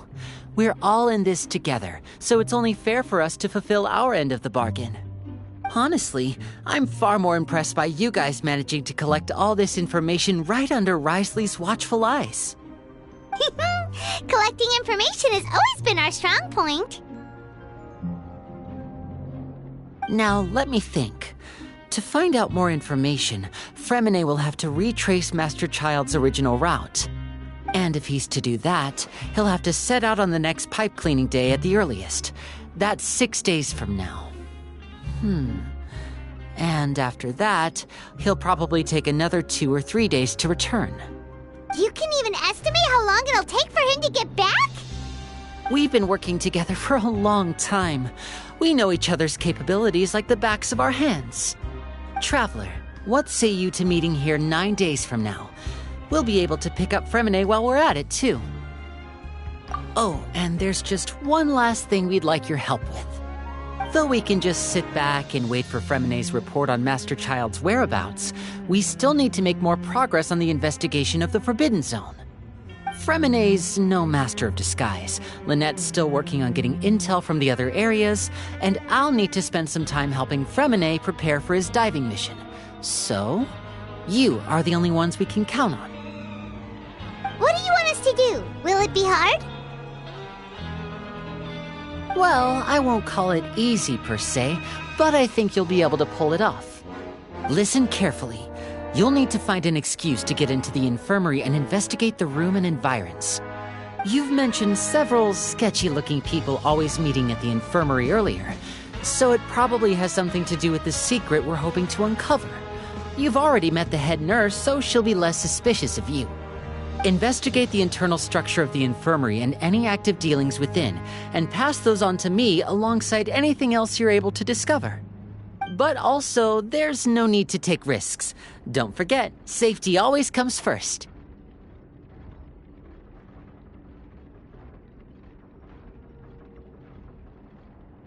No, when it comes to intelligence gathering, I'd never consider you to be an amateur. Didn't you say it yourself? It's always been your strong suit. I'll believe anything as long as it comes from you. So, please prove your prowess to me once again. All right, then we'll head out as soon as we finish our prep. Let's go our separate ways for now then. Don't forget, we meet here again in 9 days. Stay safe.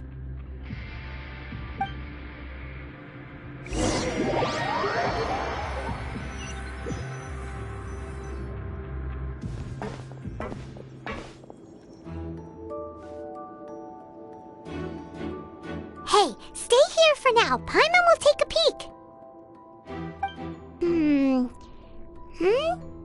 There seem to be several people inside.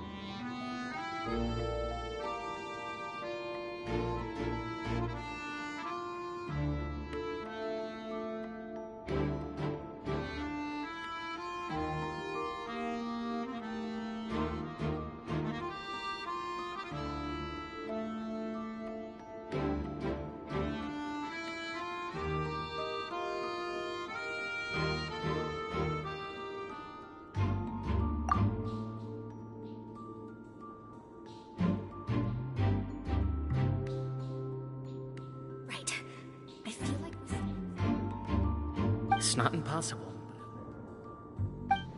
So...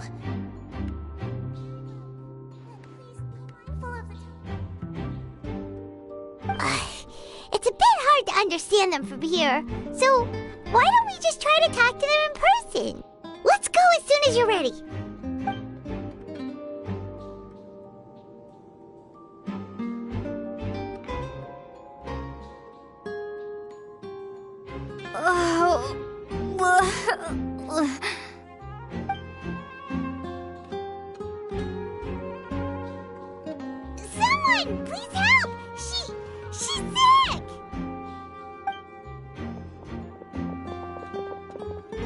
Whoa, are you okay? Oh my! What's wrong, little one? There's no need to panic. Take a deep breath before you begin. The traveler started complaining of a stomachache, and then nausea, and then collapsed onto the ground. Paimon doesn't know what to do. Freezing limbs, twitching fingers, and pale complexion. Could it be poison? Let me take a look. Please, lie down over here.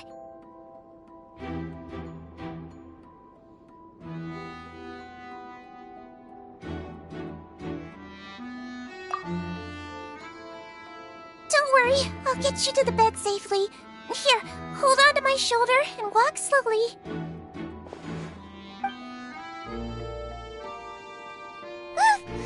You can do it, traveler!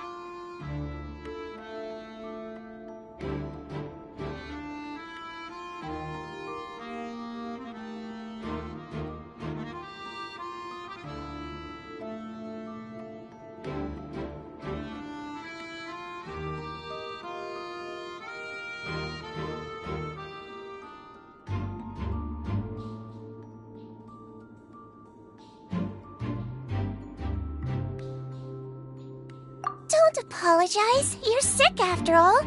Now, please relax. I'm just going to do a preliminary checkup on you.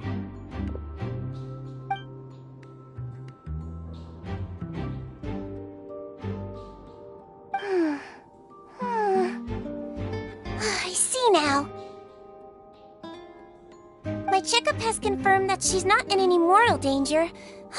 That's our worst fear out of the way. Eh? Oh, that's good. But... I'll continue my diagnosis of the patient now. Please, relax and take a deep breath.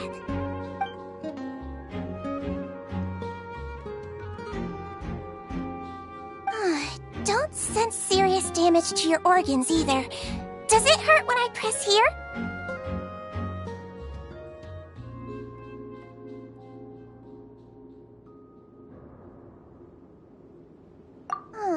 And here?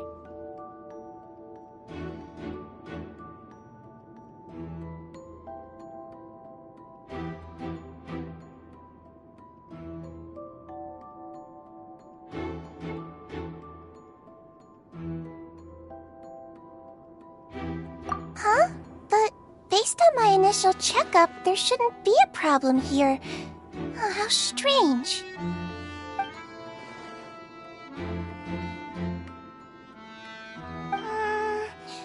What about here? Does this hurt?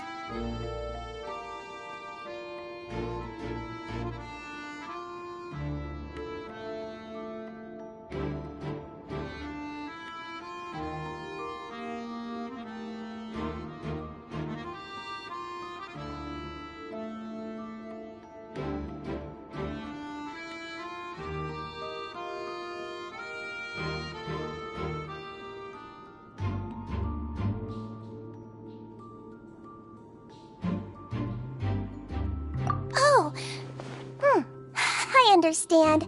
So that's what it is. I think you just ate something that disagreed with you. That's all. Nothing too serious. Outside of a pretty bad stomachache when it decides to act up. So that's what it is. Thank goodness it's not anything more serious. And there have been other inmates complaining about the food recently. I'll inform our head chef, Mr. Woolsey, of this problem as soon as possible. Congratulations! The health risk is incredibly low, so you should recover within a couple days. Why don't you take a rest here while I go get some medicine for you? Miss Levine, I'll have to trouble you to help me look after this new patient while I'm gone. Very well. And she hopped away just like that.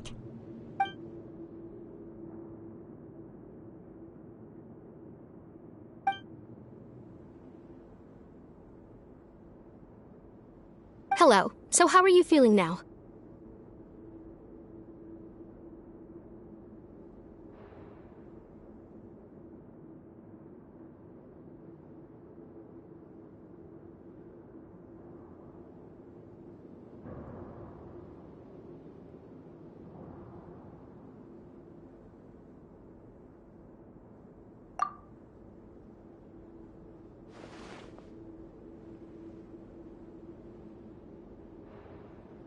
stomach aches really bad. She was stumbling about the whole way here, so Paimon's really worried. If Miss Sijuin says it's not a serious problem, then there's no need to worry. She's the best medic we've got down here. But it also looks like she's the only medic you've got down here.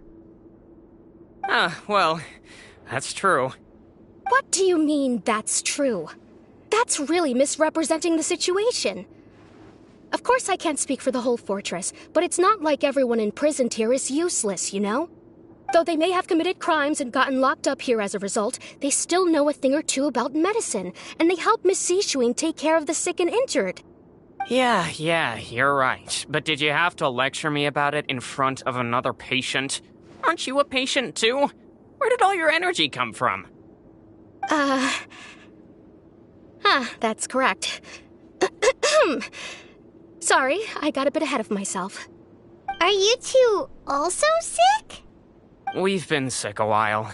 I come back every once in a while for checkups, and to pick up the medicines Miss Sijuin prescribes for us.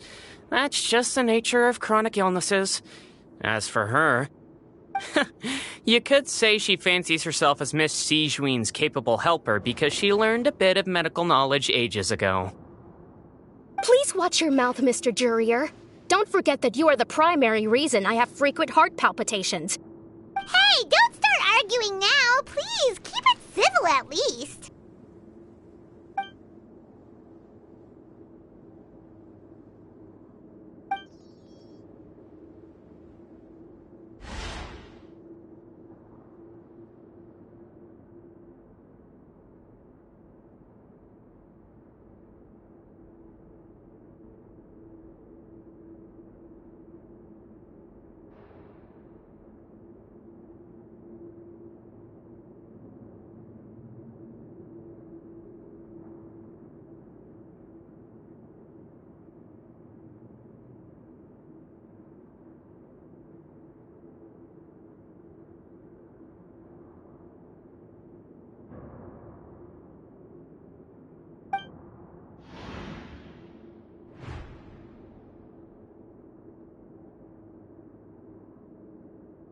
Hey! There's no need to fight!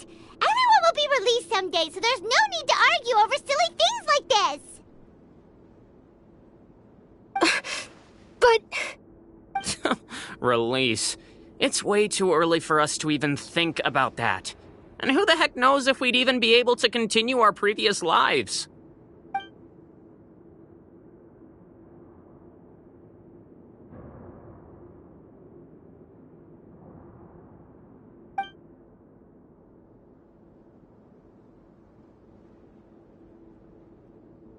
Please allow me to end this boring and useless conversation.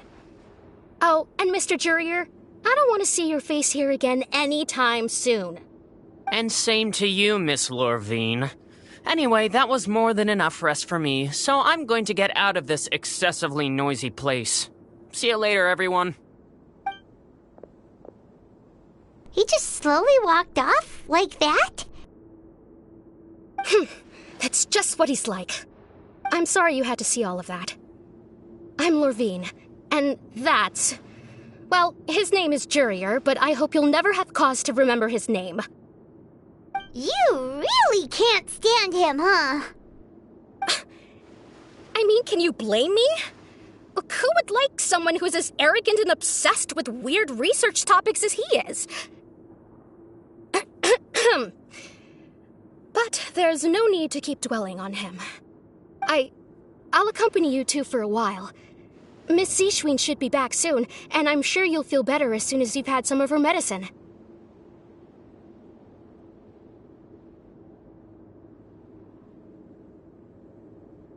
No, it's nothing. I'm back!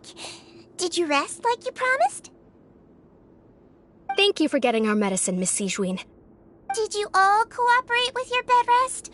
I trust that nobody got up to walk around. Good. Here, this should be 2 days' worth of medicine for you. Take 1 pill now, and then continue your bed rest.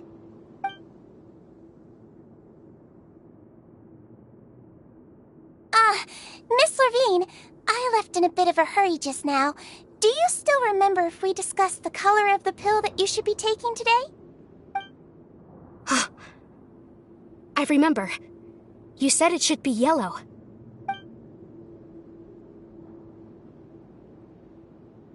Yellow, huh? I understand. These are yours. Please, make sure to go to bed early after taking them tonight. You'll benefit from a good night's sleep. All right, then I'll also be on my way now. I hope you feel better soon, too.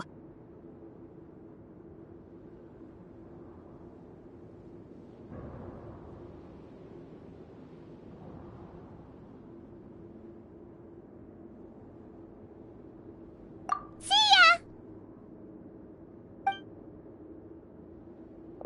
I'm going to fill out your medical record now. You're widely known as the Traveler, right? I just want to double-check a few details, if that's all right with you.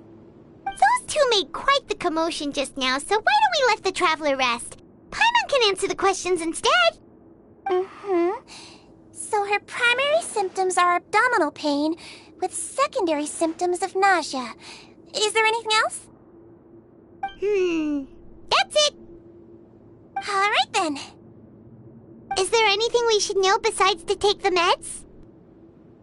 No, her base constitution is quite good, so I'm sure she'll recover quite quickly after taking the medicine. Please, make sure to stick to bland or less stimulating foods, and don't stay up too late at night. Got it. Paimon will hold the Traveler to that for sure.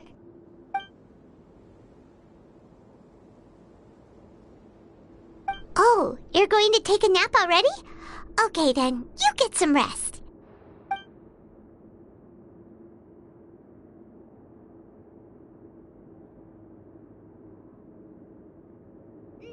We've been to lots of places together. She may look a bit under the weather now, but she's actually super strong. So you're the best of companions. Well, don't worry, she'll recover soon.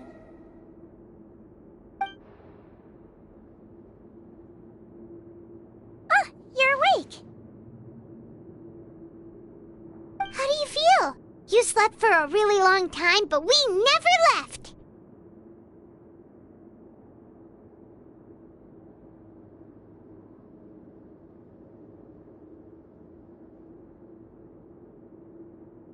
Well, now you can go back without a worry in the world. Remember to take the meds regularly, and don't forget, bland foods. Thank you, Miss Sijuin.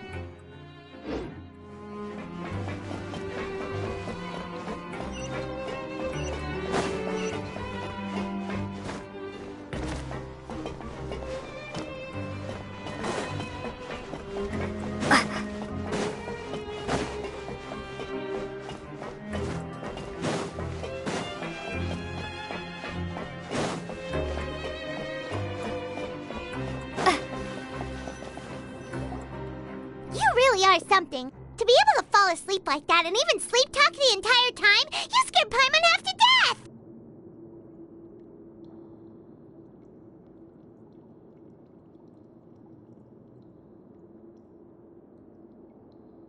No, but you kept mumbling things along the lines of, Pyron, don't take my grilled fish, and put down the Adeptus Temptation now!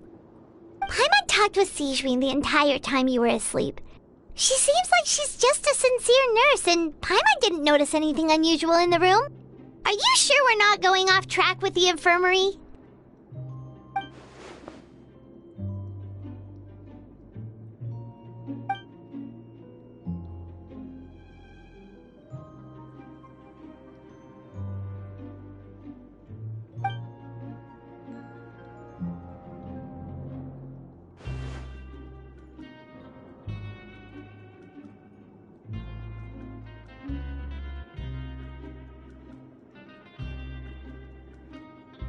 Whoa! You really are super thorough! All those tiny little suspicious things that Paimon didn't even pick up on! We've gotta give the info to Linny!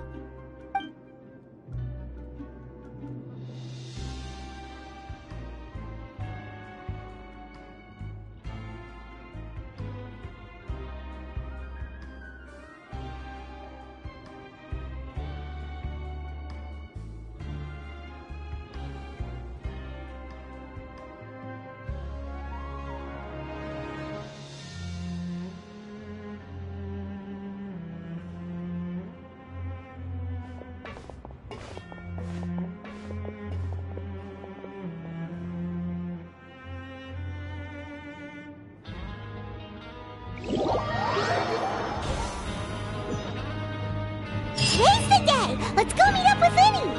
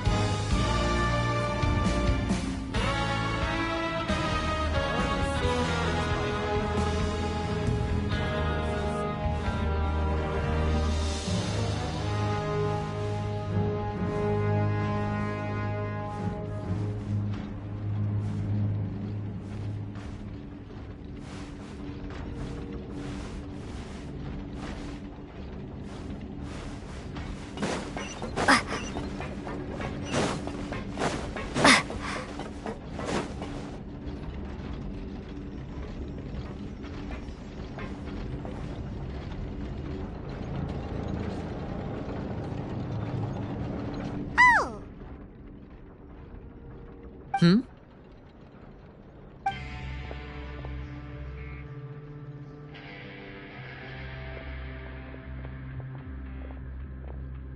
Did you two run into any trouble over the past few days? No, we just worked our shifts according to the schedule. Nothing weird happened. That's good. That means you didn't raise any suspicions when you infiltrated the infirmary. We've taken a look at the slip you've sent. Fremine successfully left the grounds via the pipes 2 days ago, and as of last night, Lynette has also infiltrated the infirmary after faking an illness. Wait, why is she getting involved as well? You already went above and beyond when you scoped out the infirmary. To put it more bluntly, even if we were to view that as something you did in exchange for Fremine's help, you've already done more than enough. Infiltrating a guarded stronghold is a different kind of job from a one-off investigation. We want to avoid using the same faces over and over and reduce the amount of suspicion that will fall on any given person. Lynette also felt like you have already taken the first step for us, so she should be the one to finish the job. So that's what Lynette thinks. Oh, Paimon hopes everything's going well for her.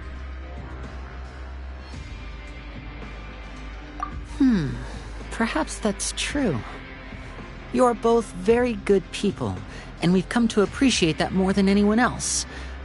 Unfortunately, there's still one thing that could get between us, lest you've forgotten. The matter of our respective loyalties. You've mentioned before that you've had some run-ins with the Fatui.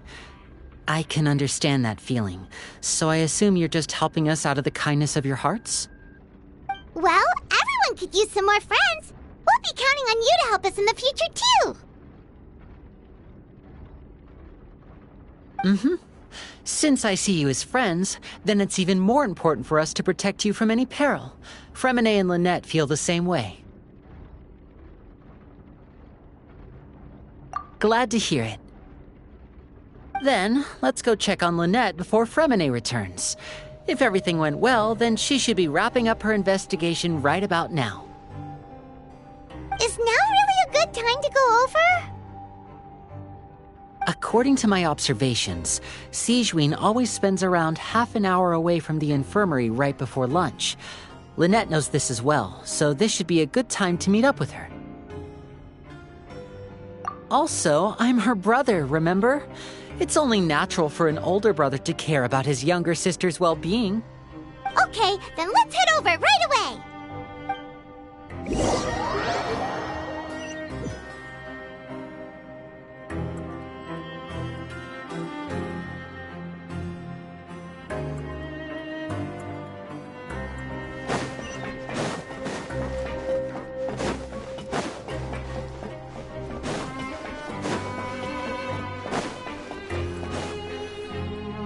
Lynette should be here right now.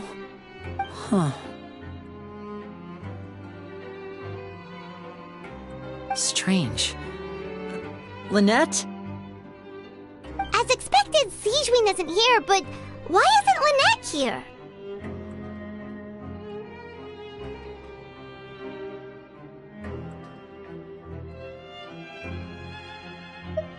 No, Lynette rarely deviates from the plan. We agreed that if she were to make changes on the fly, she'd find a way to let me know. Unless... Let's see if there are any clues around here. We can look while we wait for her. Who knows? Maybe she'll be back soon. Okay.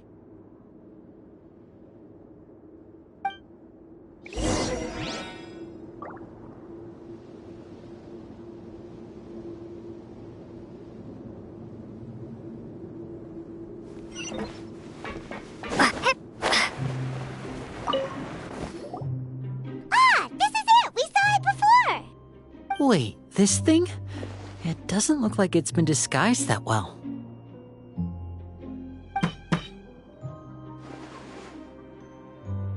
The space behind it is empty. From its size, I don't think it's an entrance that is meant to be taken apart.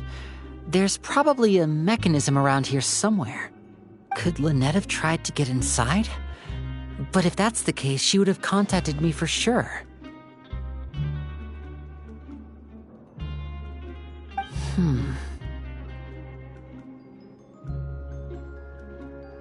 Let's look around here for some more clues. Don't panic, just take another look.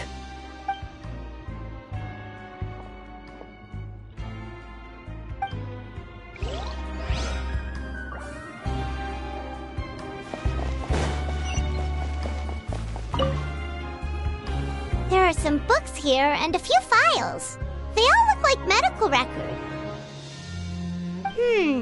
Advanced nursing, how to raise the spirit of your patients, a quick guide to the psychology of emotions, and the meaning of laughter. These sure are some interesting books. Who knew Sigewinne would be interested in these kinds of things? She even has books on understanding people's motivations and feelings. Is it because she's a Melusine? Or does she have a need to understand her patient's emotional state? Seems quite normal to me. These are skills that would come in handy for a nurse from time to time.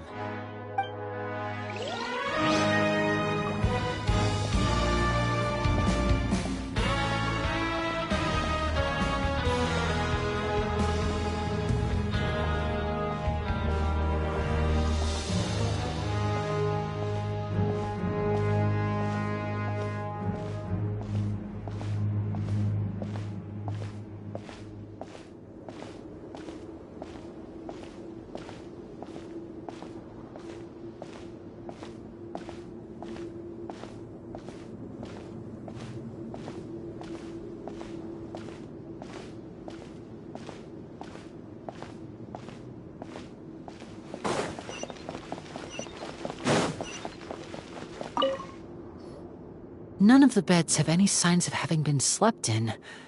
Except that one over there. That's the one Lynette must have used, right? You said she was pretending to be sick.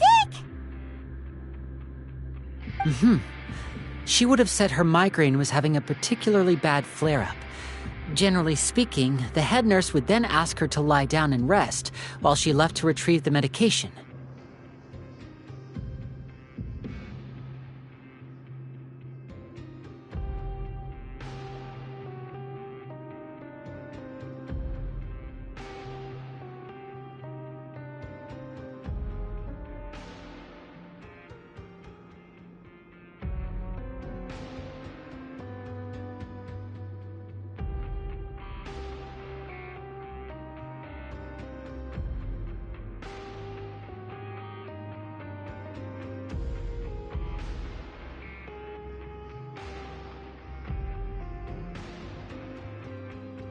Which means either the head nurse didn't return the entire time from when Lynette laid down up until she left the bed, or the nurse intentionally left it this way.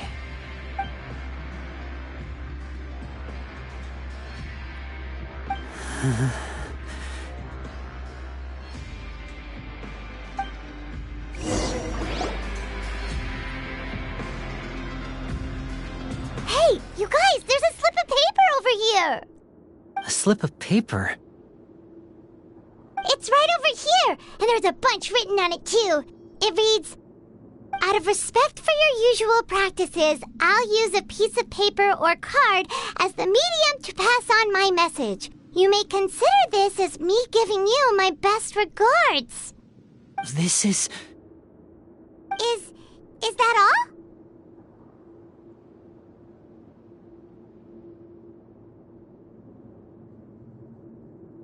The back! This is... Show me! Now! That look on your face! Paimon's reading it now! Would you care to guess where Miss Lynette of the Fatui could be right now? No! Could she have... Is she already... Wriothesley. Did he deliberately leave the infirmary unguarded to use it as bait? Wait, you mean he was aware of our goals from the very beginning? But why? We didn't run into any trouble last time, and he also never reached out to us since.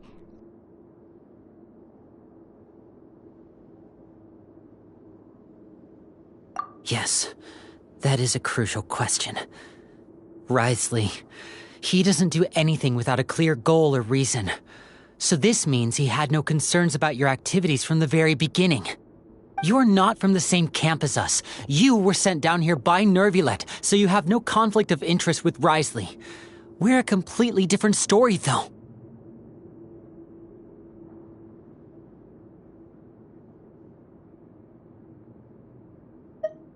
I'd like to know that, too. Why did he only go after her? Don't panic. Just think everything over.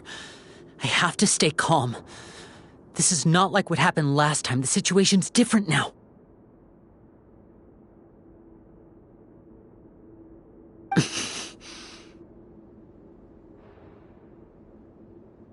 Wait, you're right.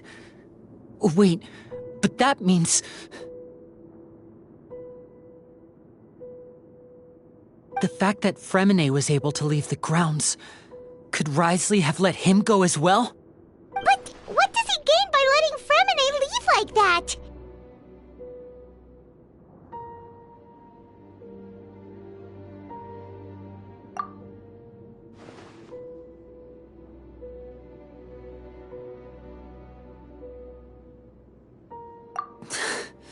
So he's challenging me and trying to provoke me, I'm sure of it. We never should have sent out Fremine. We had to go through all that trouble to find an opening to sneak him around the guards and into the pipe, and we even thought luck was on our side. If Wriothesley let him leave on purpose, then he's probably in a terrible spot now as well. Lenny's getting more and more panicked. We have to calm him down.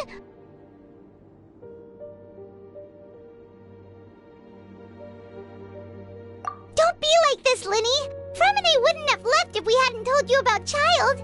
That was our fault. No. I'm the leader of this operation, and I'm the one responsible for this team. I was the one who failed to protect them. I'll go talk to Risley. Hey, don't be reckless! Traveler, please talk some sense into him! I simply cannot allow Lynette to be abducted again. I have to go. I'll find a way to get them back! He's rushed out the door! After him!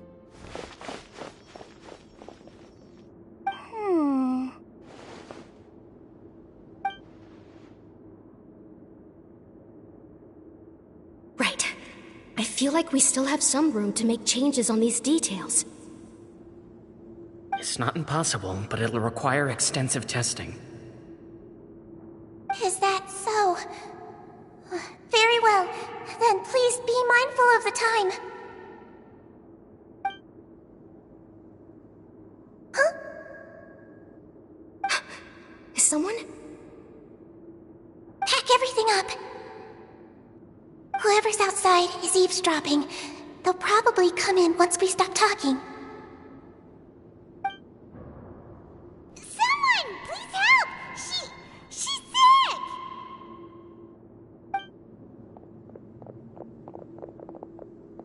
Whoa, are you okay? These two. As expected, they've already found this place. Oh, they are quite sharp. What a delightful turn of events. I like smart people, but I also like playing dumb. I like the feeling of being trusted. Oh my! What's wrong, little one? There's no need to panic. Take a deep breath before you begin. Being able to read human expressions is quite the useful skill. Wait! It's no use. We have to catch up to him.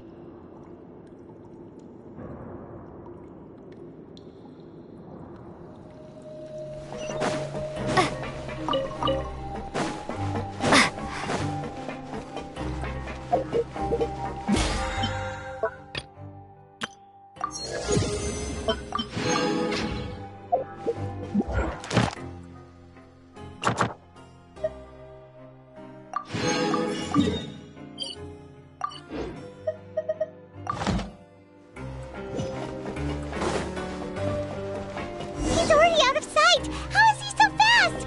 Let's go head him off at Risley's office!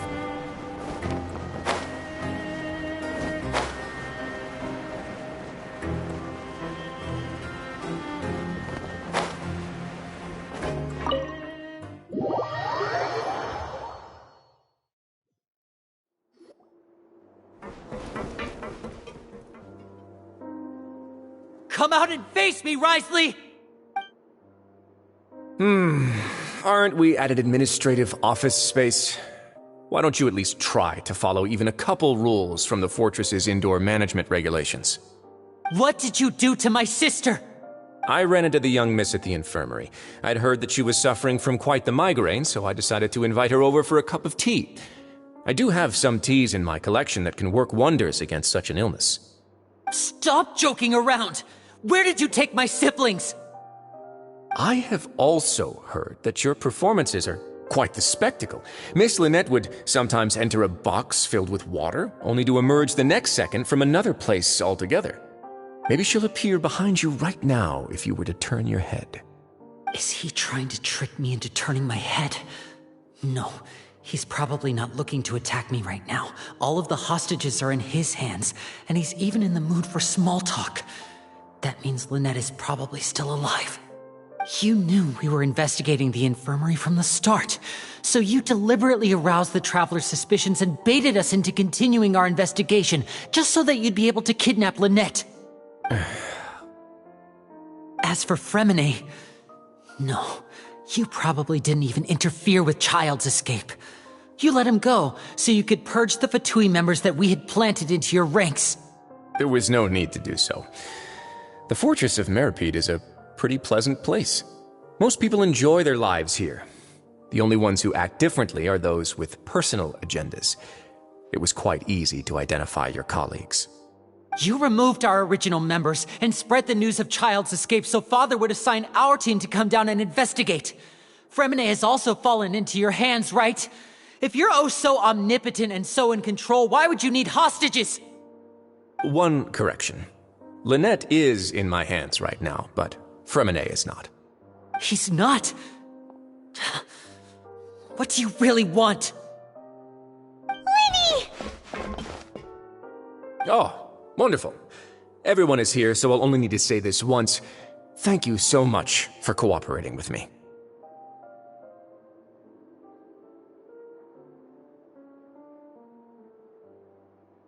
Eager and to the point, I see. Alas, only Miss Lynette is currently having a cup of the fortress's finest tea. Although, as per your original plan, Mr. Fremine should also have returned to the fortress by now. But he has neither shown up within my gates, nor has he been taken into any kind of custody. So where do you think he may be right now? Wait, you can't mean... You locked him outside in the sea? I closed the fortress's gate to the outside world. That's all. Fremine's a star diver, so he should be fine, right? No, we're still here, so he definitely tried to find a way to come back for us. So we can't assume he might have made a break for the surface. But why would I do this, you may be asking? To have an audience with you, of course. My intel tells me that Mr. Linney is a great magician, so it's only natural for me to want to have some cards of my own when it comes to negotiating. Besides, I do recall you mentioning to Miss Lynette that you've always wanted to have a face-to-face meeting with the Lord of the Fortress of Meripede, regardless of whether it was in a personal or a professional capacity. Well, you got your wish. So, you've been keeping tabs on us before we even set foot in the fortress. Some of my folks just happened to hear a thing or two, that's all. In any case, I will be straight with you. I was willing to play dumb and turn a blind eye, so we had a pleasant few days playing games together here. But once you started focusing on the Forbidden Zone, all of that changed. Mr. Linney, the cards are stacked against you right now. Miss Lynette is in my hands, and Mr. Fremine is still slowly being pickled out there in the brine. You know just as well as I that he cannot last out there forever. You need do but one thing to guarantee their safety. I would like you to contact your superior, and ideally invite her over for a cup of tea with me. You want to see Father? But why should she bother giving you an audience? Well, if she cares for the well-being of her dearest children, she should have plenty of motivation to join me for a parents' evening. I've heard that the bonds between the members of the House of the Hearth are like the bonds of family. I don't see why she would refuse. Why did you think Father sent us to handle the Fortress of Meripede? This place is basically a no-man's land. It wouldn't be fitting for anyone as important as a harbinger like Father to come here in person. Oh, I see. So it's because she doesn't care for my place here. That's such a shame. After all, I've amassed quite the tea collection. I was looking forward to sharing it with her. Both Monsieur Neuvillette and Lady Farina have already received many samples as gifts. Was this the extent of your master plan to get to Father? No matter how much pressure you may put on me, I won't allow you to use us to blackmail her. You people really are difficult to get along with. All I'm asking for is a face-to-face conversation. Does she truly have no interest in the fortress's secret? Mr. Linney, you have one last chance to invite your father here. If you refuse... Lenny!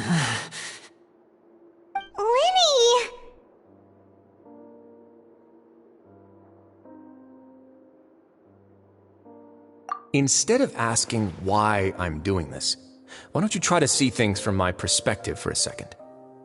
From the very beginning, the Fatui has been actively infiltrating my fortress. I gave you a warning by cutting off the first few operatives I found, but that only caused you to double down. Had you given up on the fortress then and there, I'd have no reason to want to talk. Mr. Fremine left the fortress on his own, and Miss Lynette tried to pry out my secrets right in front of me.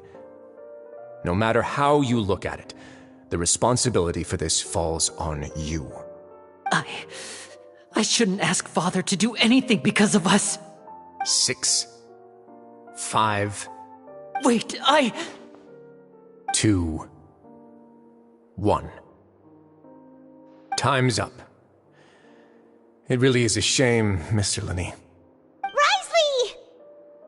Negotiations have broken down. Please leave, ladies and gentlemen. It's time for my afternoon tea. Yeah,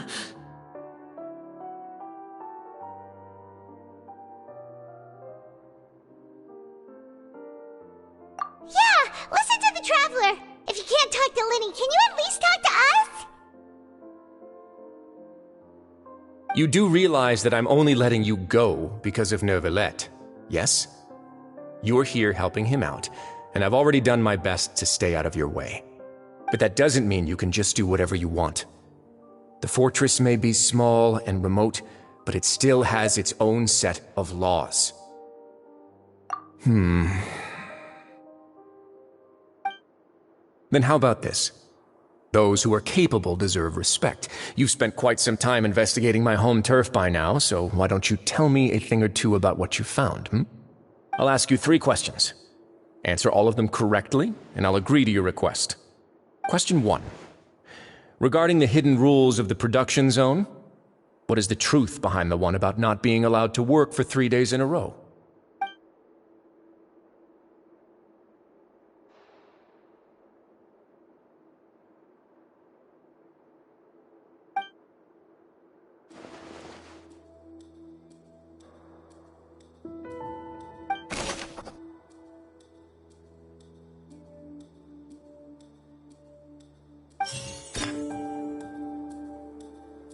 I've been told that the infirmary is always empty for the half hour just before lunch. But what could Sigewinne be doing during that time? The Fanta promoter has been struggling because he doesn't recognize the real value of coupons. Meanwhile, the Duke believes that only idiots who don't understand the value of coupons would spend them on Fanta. We often see Miss Sigewinne observing the prisoners at work near the production zone. It seems like she can perceive the general state of a person's health just by looking at them. Fanta's internal reports suggest that they're starting a new trial of an unnamed and unpackaged product. But the product has to undergo a trial because even Fanta's own employees have a lot of reservations about it. The research note said that the Melusine race perceives the world very differently from humans. Because of that, the Melusines have also developed a sense of aesthetics that appear rather strange and alien to humans.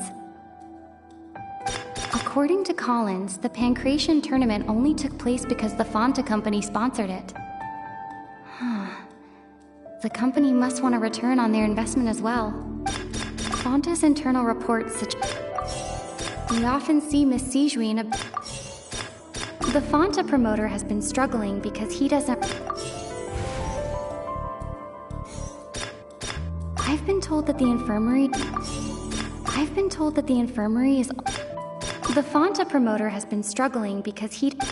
Fanta's internal reports suggest that the research note said that the Melus. According to Collins, the Pancration tournament.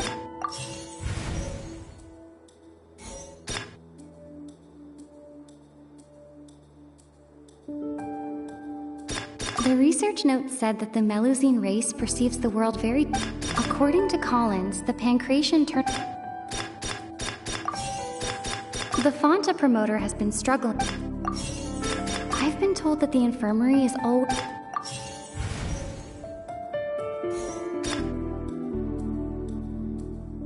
The Fanta promoter has.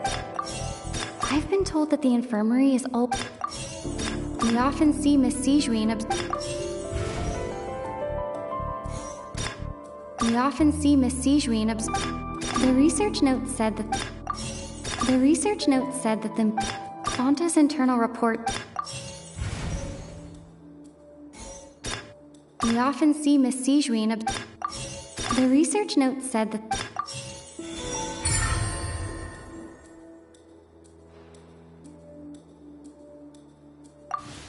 So that's what's going on. Paimon understands it now. Who would have guessed?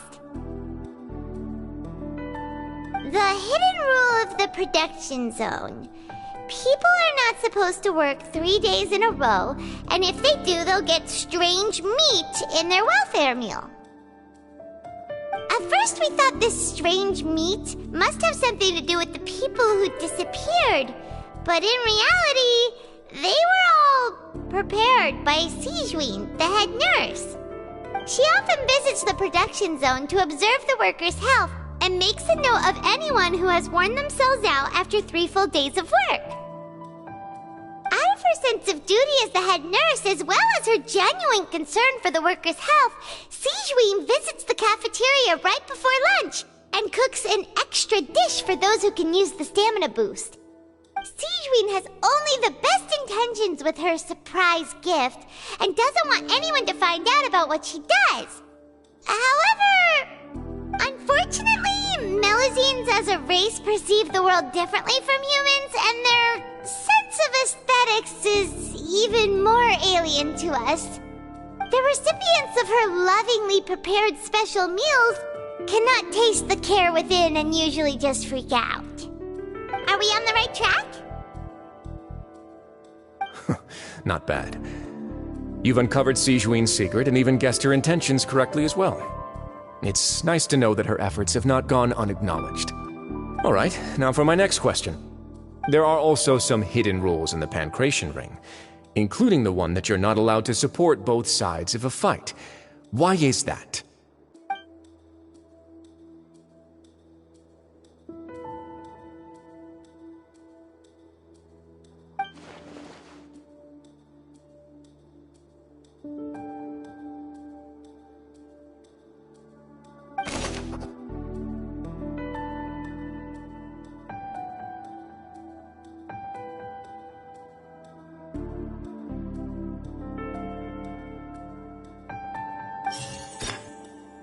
I've been told that the infirmary is always empty for the half hour just before lunch. But what could Sijuin be doing? Fonta's internal report. We often see Miss Sijuin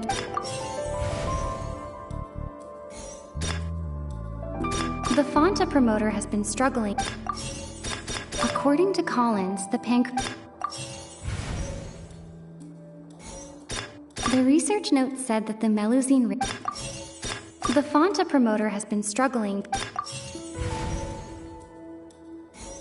According to Collins,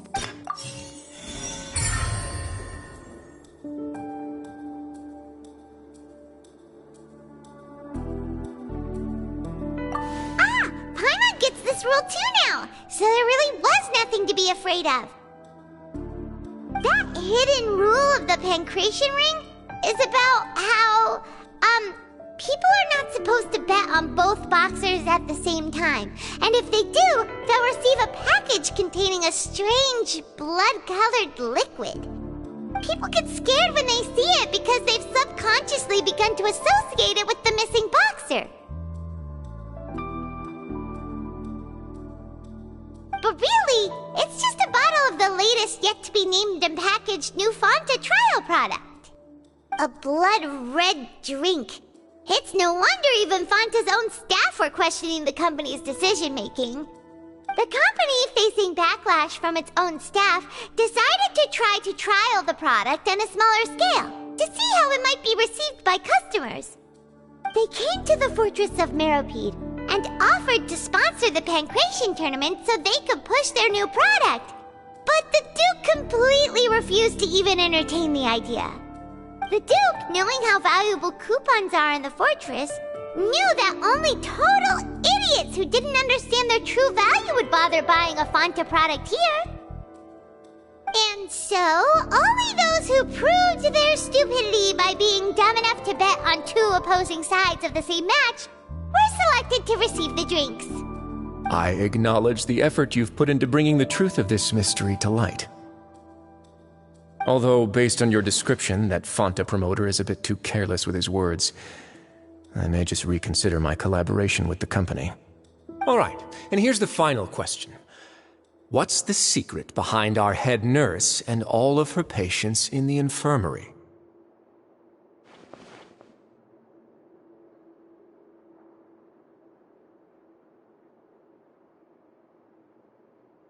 Stop your cruel and pointless games, Wriothesley! You know that we haven't finished our investigation, so there's no way we can answer the last question.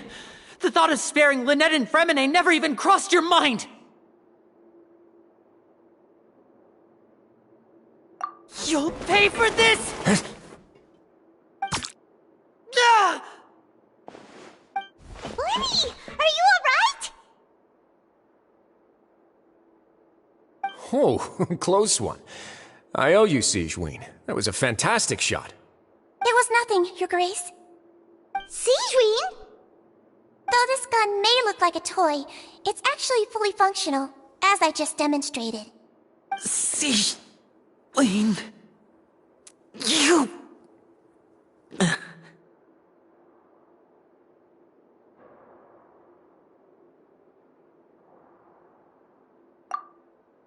Not at all. I am merely a resident of the fortress, and thus protecting it is my duty. When Monsieur Nervillette asked me to come here, he told me that my job would be to take care of the well-being of everyone here. I am merely discharging my duties. But if you mean what you just said, then isn't Linny someone you should be looking after as well? Isn't he a resident here just like the rest of us?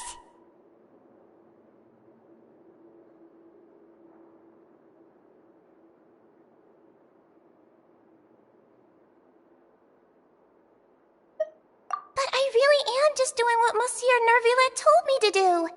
Everything I did, I've done to protect them. Had I not, they would be in far more dire straits right now. His Grace knows it too, right? Your Grace? Mind proving my innocence to them? My dear Sigewinne, whatever shall I do with you? Would it have killed you to just wait another minute or two? Well, it's nearly time after all. The way you do things can be truly frustrating sometimes, Your Grace. I figured I should try to talk some sense into you. What are you talking about? What time? Take me if you want. Let them go. How touching. Can you just give me one more minute? Don't be like that, Your Grace. All right, everyone, calm down. 2 more visitors will be arriving any time now. I'll go get a cup of tea. Miss Sigewinne, I leave Miss Lynette in your care. You... What are you doing? I believe I hear footsteps.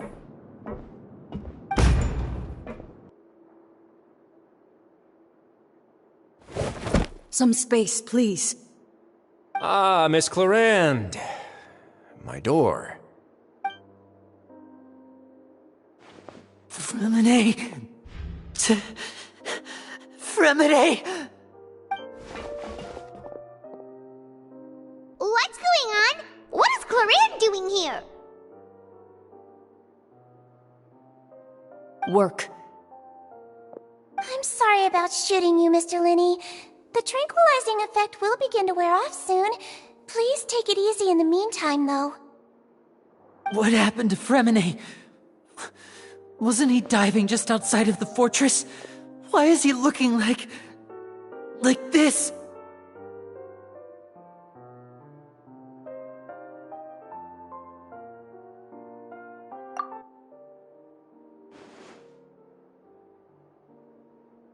A flushed face, an accelerated pulse. He must have consumed primordial seawater. What did you say? Please, make some space.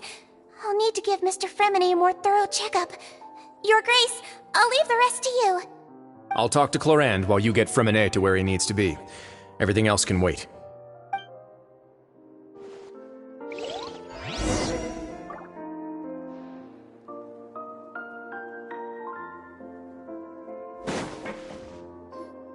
What's that look on your face? I thought I made good time on the way back. Oh, I'm just admiring your punctuality. Had you arrived just a few minutes later, Sigewinne may have been forced to shoot Mr. Linney again. How's the situation out there? The water has changed. It's pretty much as expected. The concentration of primordial seawater has increased significantly. I was only out there a short time, so it wasn't too bad. But if one were to stay for any significant amount of time... well, you can see how that boy's doing. Where was he when you found him? The abandoned zone at the end of the pipes. A good distance into the water. Closer than I thought. He must have recognized it early on and tried desperately to swim back. Locking the door was necessary. I don't think we could have saved two. Well, I did try to convince him that I had my reasons. Never seems to work, though. It would probably work on Neuvillette. He has a knack for picking out who had good intentions, even when the outcomes were all terrible. It's a bad sign if you're having to plead your case to Neuvillette. Want some tea? Not particularly. If you want to drink some that badly, just say so. Fine, I'd like to get some tea. Want me to get you a cup too, since I've already made it? Might as well then, I suppose. Actually, do you have a towel? I would like to dry my hair.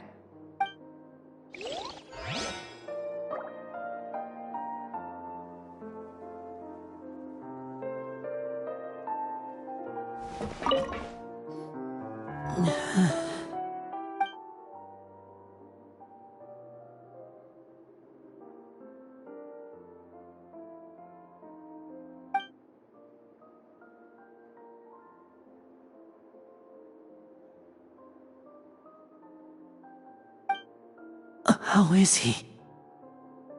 These symptoms are probably caused by an acute ingestion of a large amount of primordial seawater. Still, his condition is not critical. Of course, it would be best if he stayed for further observation.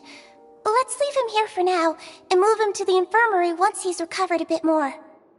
Sorry. I am aware that the infirmary may not be your favorite place in the world at the moment. We do only have a single clinic in the fortress, however. Why would he ingest a large amount of primordial seawater after leaving the fortress? How could that possibly happen? Please, look after Mr. Fremine for the moment. I'll go fetch some medicine and a respirator. Oh, I'll bring Miss Lynette back with me. Where is she? How is she right now? Oh, she just took a nap in an empty room after I tranquilized her. If my calculations are correct, she should also be waking up right around now. You might not believe me, but His Grace and I actually made some snacks and tea for her.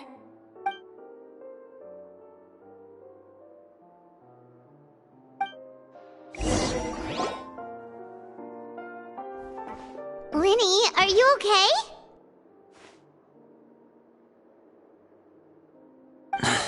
I'll be fine. They're all here now. Don't worry about me. Are you sure? You don't look alright. My hands and feet are still a bit weak, but that's probably just the residual effects of the tranquilizer shot. I'm back, everyone. Lenny! Oh, Traveler, Paimon, you're here too. Fremine? Is he... He'll be fine. But for now, please help me lift him up.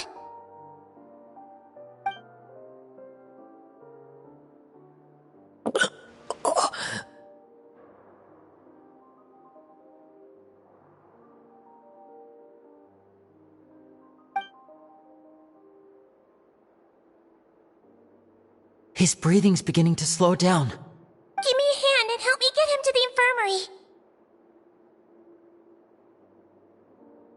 Yeah, I'll take him from this side. Lynette, together? On it. Traveler, you seem pretty worried about him. Want to come with us? The Duke and Clarande are gone. They probably went to get some tea. The Duke will explain the truth in just a bit. Miss Clarande will need a break, since she only just returned from rescuing Fremine out of the sea.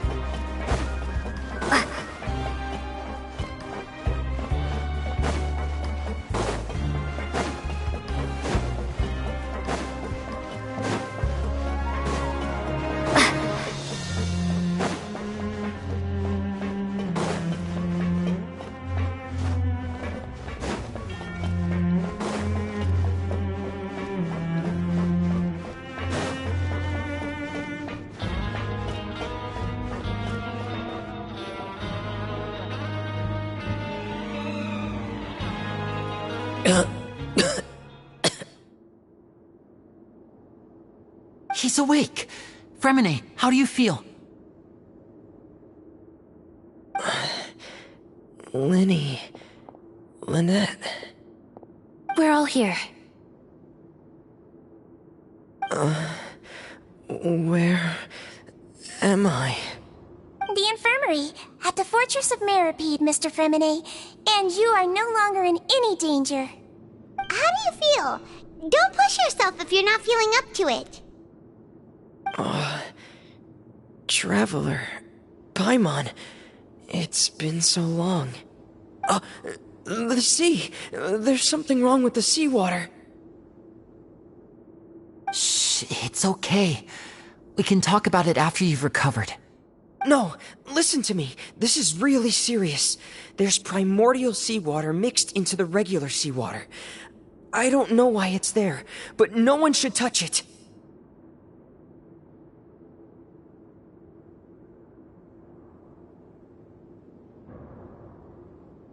Pipes. Right, the pipes. It's all coming back to me now.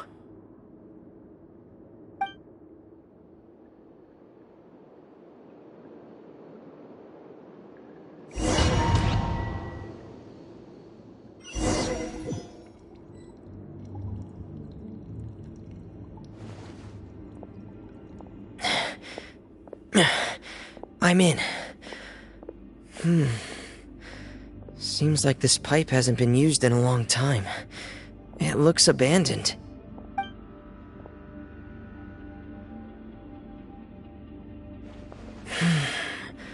Where could Master Child be?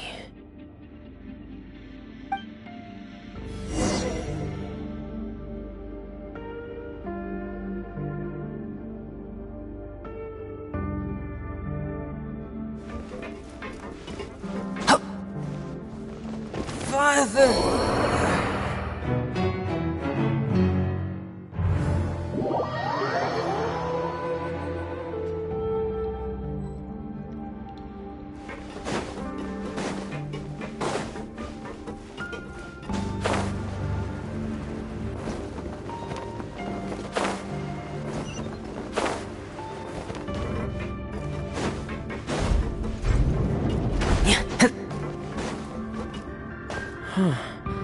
This mechanism looks like it's been tampered with.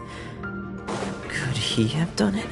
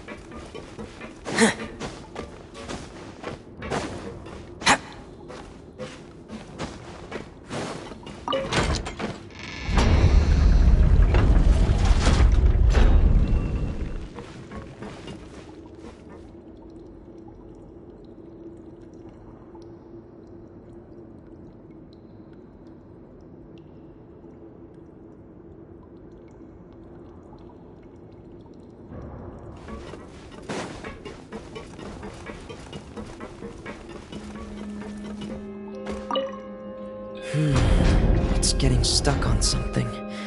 Seems like I'll have to avoid those obstacles while I turn it.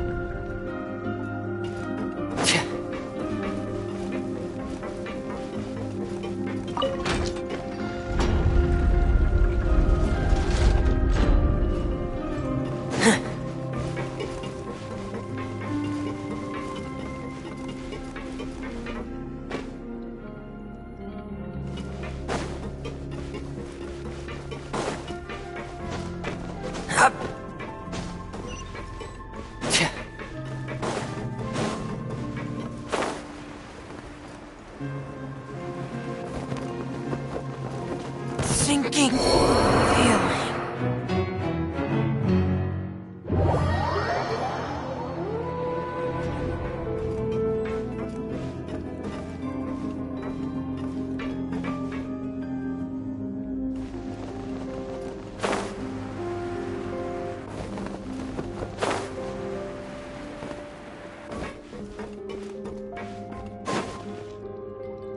This is where the water starts. Okay. Master Child probably dived into the water. I'll go take a look as well.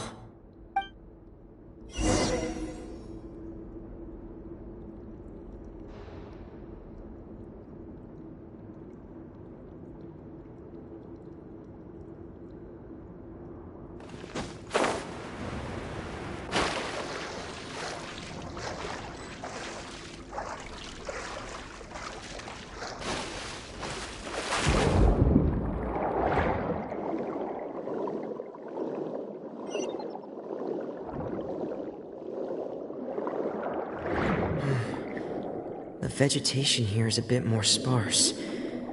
These traces aren't natural. A person must have left them, and recently. There are traces here too. I need to keep going. Huh? The traces are gone. But I don't see where he could have gone from here. Wait. What the?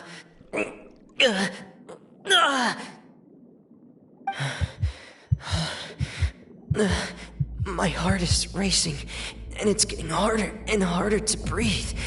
What's going on?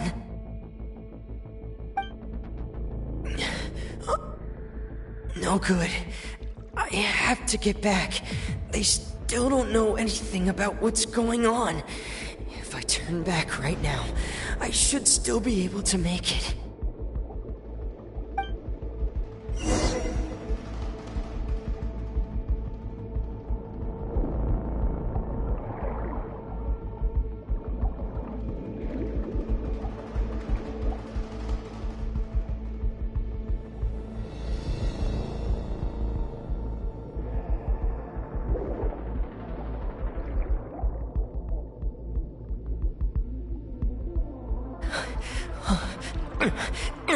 I can't die here.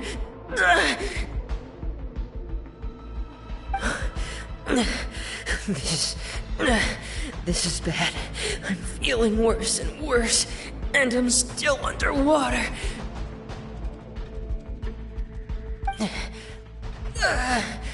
I have to push on.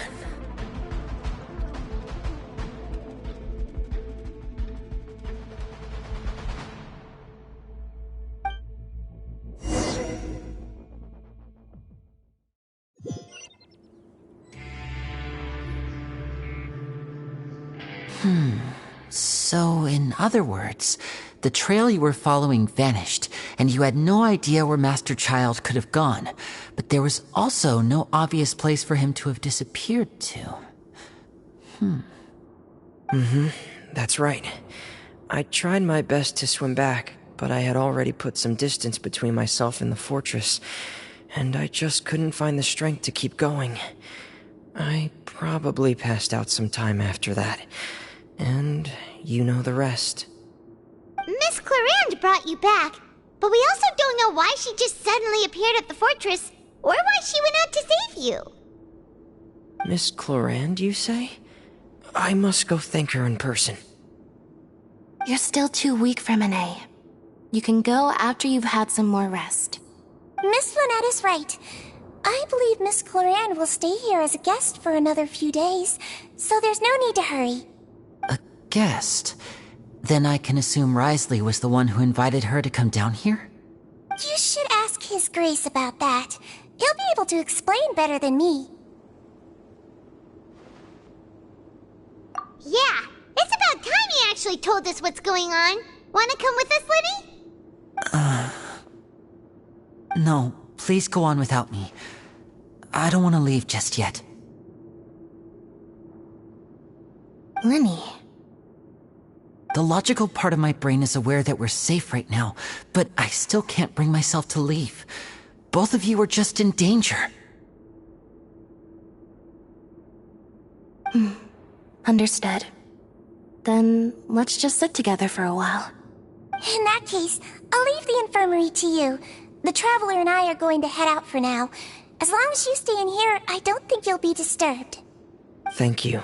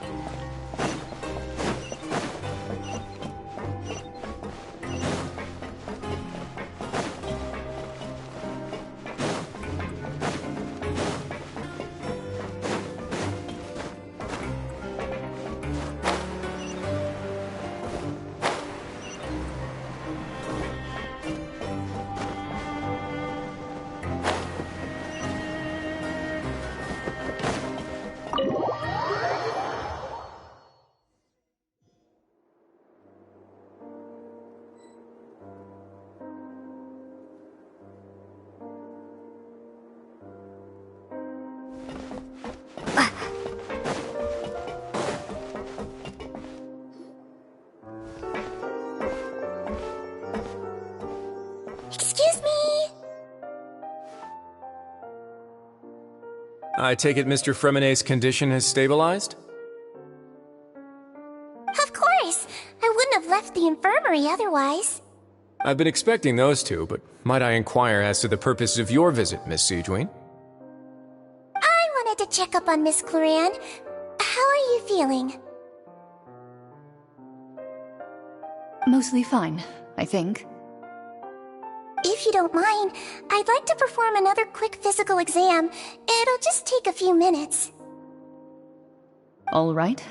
Thank you for looking out for me. I'll take my leave for now, then. Well, want to explain yourself, Risley? Of course, but I'm not partial to the word choice of explain. How about enlighten? Where should I begin? How about you start by asking me any questions you have? You can start with whichever one you'd like to get answered the most. Then Paimon will begin. Did you know about Lenny's goals from the very beginning? No. I just knew they were Fatui operatives sent to the fortress by the Knave. As for their specific goals, I only figured those out as you made progress on your investigation. You managed to monitor and stay ahead of them even though you didn't know what they were trying to do? They came here with ulterior motives. I'm quite adept at discerning what that kind of behavior signals.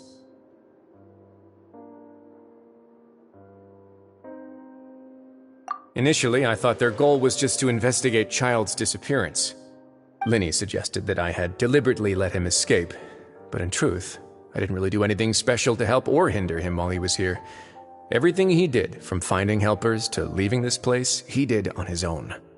Of course, it's inevitable that the Knave would make a big deal out of her fellow Harbinger's unexplained disappearance. I'm also quite curious about where that Harbinger went, so I figured I might as well let the Fatui do their own investigative work. All I care about is the answer.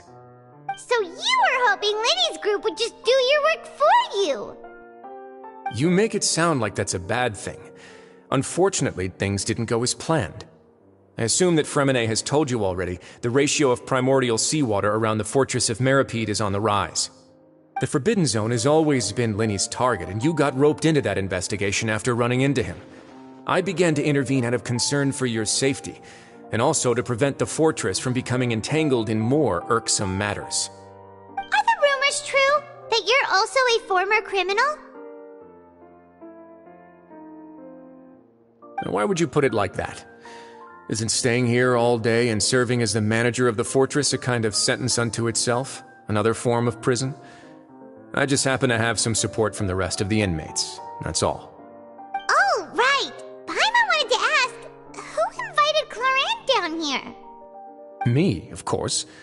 I paid her good mora to come down to the fortress for some field work. As a champion duelist, Miss Cloran could be considered to be an independent party. I needed to find an exceptionally capable person to help me get through the impending crisis. And saving Fremine was part of that crisis? You can think of it like that, yes. Credit where credit is due, that boy is quite adept at diving. Had conditions not been as hostile as they were, he probably would have found the missing Harbinger already.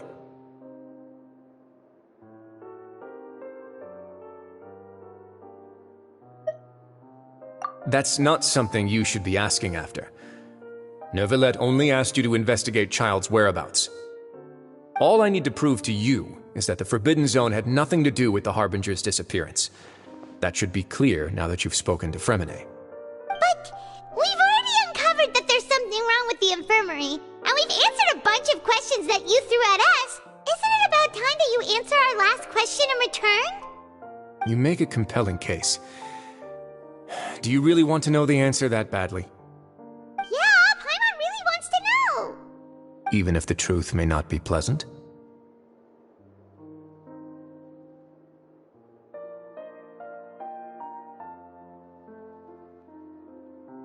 Follow me.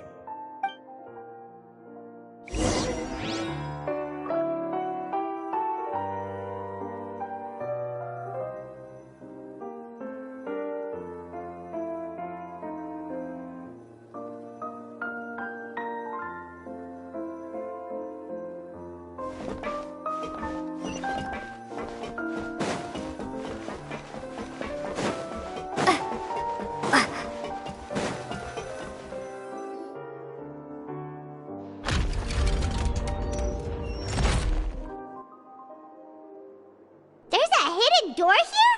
And a whole basement behind it? Huh. You're pretty good at hiding stuff, Wriothesley. It seems you've forgotten just what kind of place the Fortress of Mrajtheartist is.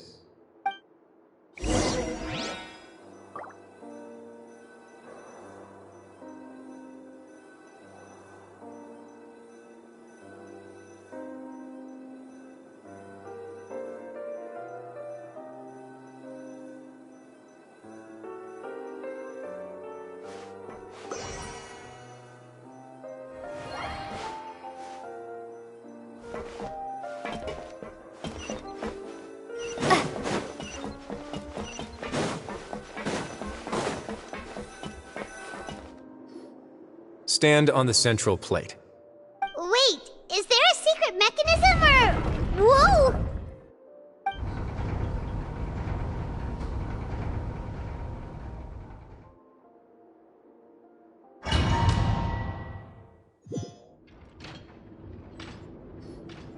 So, this is the Forbidden Zone? Honestly, for a place so well hidden, Paimon sure doesn't see anything special.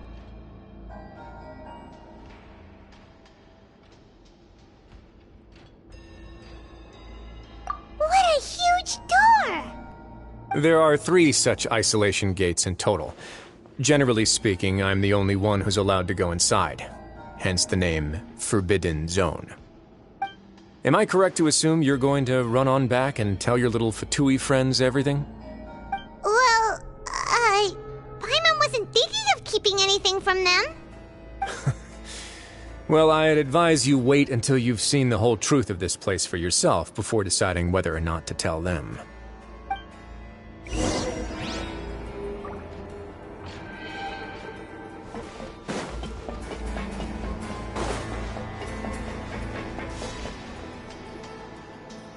Huh. So there's a switch on the side. Stand back.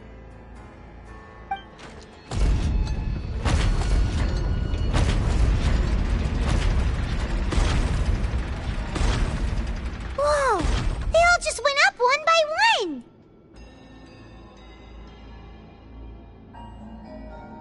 Go on, have a look.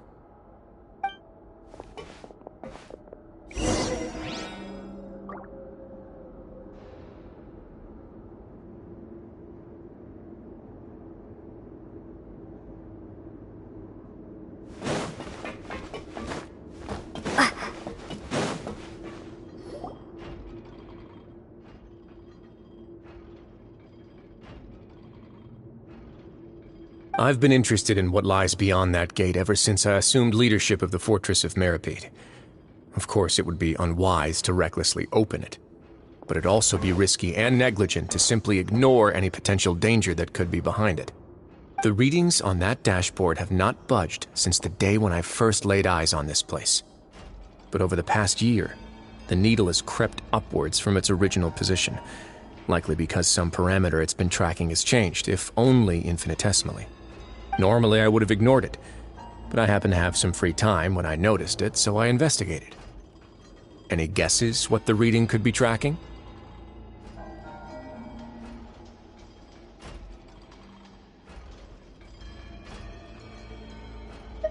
Very reasonable guesses. I've considered both of those as well. Unfortunately, our dashboard is tracking something less ordinary. The temperature should vary with weather and climate changes, so for something that rarely shifts, the water pressure is more likely. We ran a few tests to increase the pressure from the outside, but the readings didn't change at all. Later on, a few more possibilities occurred to me, such as a potential connection with the primordial sea. I began to make a few preparations based on that hypothesis. Over the past few days, the needle has moved again. With that, and the symptoms that Fremine displayed after leaving the fortress, I can now confidently conclude that the readings represent the concentration of primordial seawater in the seawater nearby. The concentration of primordial seawater? But we're already under the sea! And that is precisely the problem. We're at the bottom of the sea, and now we're surrounded by toxic seawater. Somehow, primordial seawater got mixed in, and the concentration is steadily rising.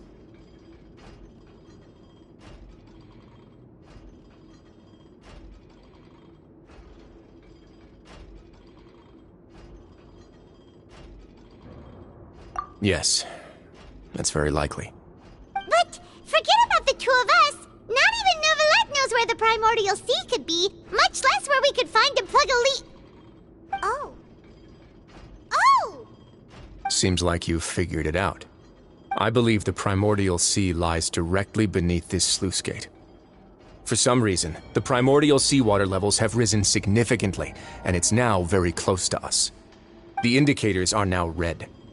Although the gate still stands, some primordial seawater has already leaked out and mixed into the sea around us. If this continues, soon it will no longer be able to hold back the primordial sea at all.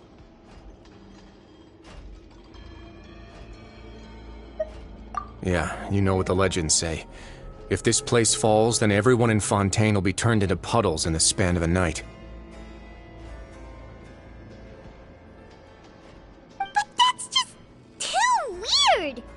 Why would the Fortress of Mrajtheartist be built right above a sluice gate for the primordial sea? Who built this place anyway? Your expression tells me you think this might be part of a vast, complicated conspiracy. To be honest, you might find the actual answer may be exceedingly boring. It's just that the secret of the Forbidden Zone had been long forgotten by the nation before I rediscovered it with my research. There's no single founder of the Fortress of Mrajtheartist in any traditional sense. What we know about its history has been left to us by the people who used to live here. When the previous Hydro Archon Egeria ruled the land, all convicted criminals from Fontaine were exiled. The people drove the criminals away like a wolf pack chasing away the banished. The criminals received no sympathy of any kind from the people. They were exiled to the desolate seaside, where they experienced only pain, struggle, and the bone-chilling cold. Some of them began to repent and prayed to the Hydro Archon, asking if there was still anything they could do.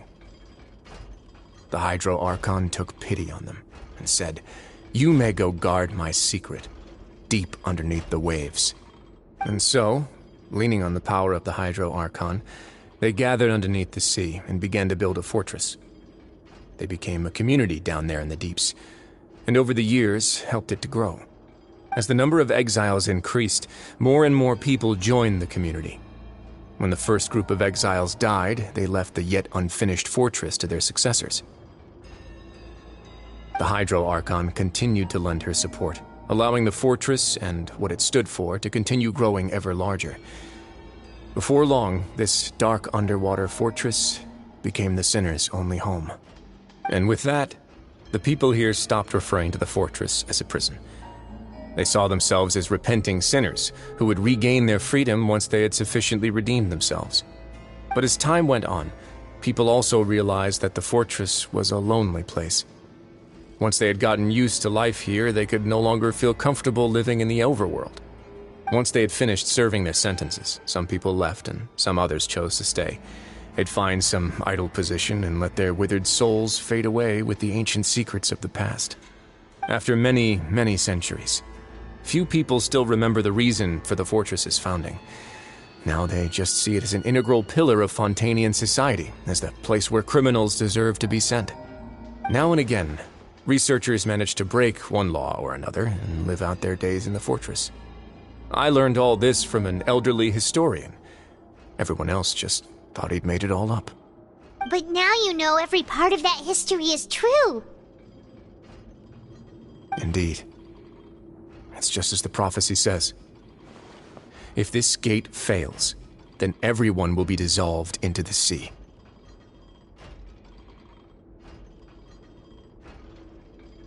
To be frank, not really. But sadly, that hasn't stopped this prophecy from proving all too accurate. Prophecies are troublesome things. Just hearing one will create the first wave of panic. Seeing signs of it will bring about the second, and actually witnessing it in real time, the third. Let's go somewhere else. I want to show you something.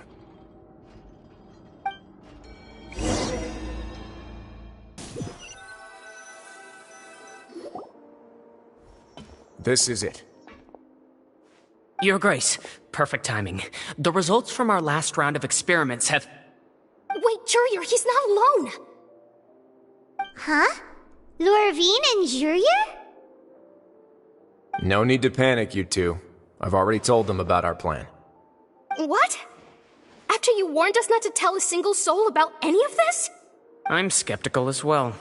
Are you sure they are trustworthy? The results speak for themselves, don't they? These two may already know more than you could ever imagine. All right then, if Your Grace insists. They seem harmless enough, so I'll trust them for now. Well, how about some reintroductions? This is Jurier, one of the highest-ranked researchers from the Fontaine Research Institute. He used to work under Edwin. I trust that you've heard of Edwin?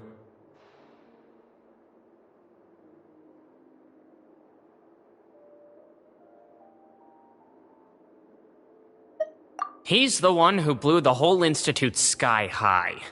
Everyone knew he was a bit crooked in the head, but you're not local, so I guess it's possible for you not to have heard of him. Edwin's main areas of research were archeum and gravimeters. As his assistant, Jurier is quite familiar with them as well. I hired him to be my technical consultant. You want to blow up the fortress of Meripede? Ah, what a lovely idea. I'm already imagining it in my head. Gotta admit, I'm tempted as well. Guys, focus! Focus! That taskmaster over there is Miss Lorvine, and is also one of my technical consultants. While Jurier used to be Edwin's assistant, she used to be Jurier's assistant. Ooh, are they together?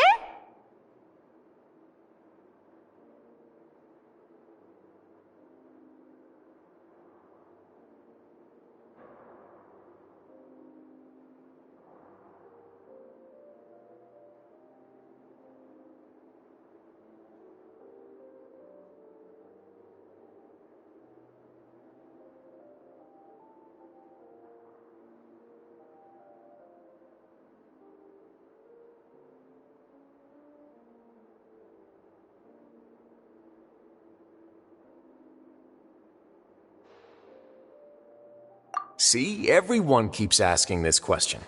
Are you too sure you're not a couple and just using your work as a convenient cover?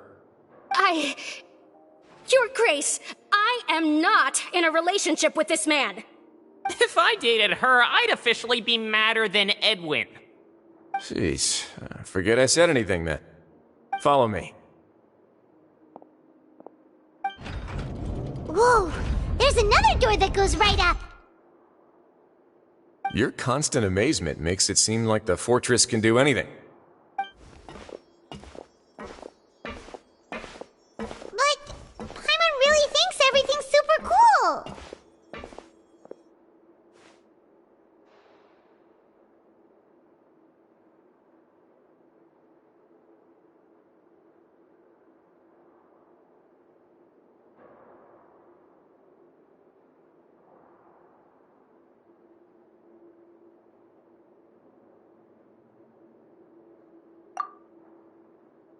let's spice it up a bit.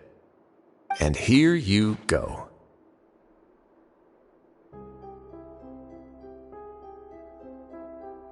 What a huge ship! This is also a production zone that Paimon's never seen before. What's going on? How much do you know about Fontanian history? Not much at all. Well, then maybe you haven't heard the story of ancient Lemuria. To give you a quick rundown, Fontaine used to be ruled by the Lemurian dynasty. According to legend, the Lemurian king Remus came to this land after being inspired by divine revelation and found the seer Sibila, who had taken on the form of a golden bee. Taking the golden bee with him and riding on a huge ship, the Fortuna, he created his nation above the surging waves. He called his nation Lemuria and used the Fortuna to incessantly search for new tribes and islands, calling on them to join his empire. There's a ship in this story too? Where there's water, there'll be ships. People believe that hope can always be found at the end of a voyage. Do you believe that too? To a point, I think. As you've already seen, I have a whole factory's worth of labor, materials, and technology at my disposal. Certainly can't hurt to give it a try. So the moment I began to speculate that the primordial sea might lie underneath the gate, I also began this project. Were you inspired by the legendary Fortuna? Maybe. Fontanians need something to hold on to cope with the impending disaster.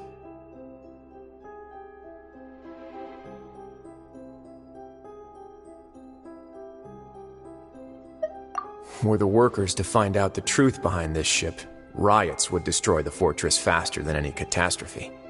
As the fortress's administrator, I'd never make such a reckless call. Alright, that's enough talking for now. I'll need another 3 cups of tea to soothe my throat. Do you have any other questions? Seems like you're good. Come on, I'll take you back.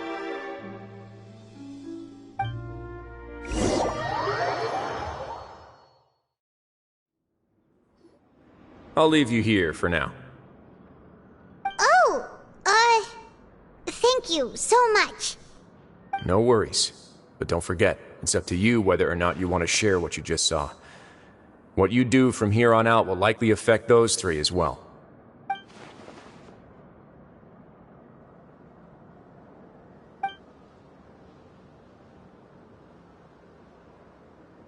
Yeah, we'll put a lot of thought into it for sure.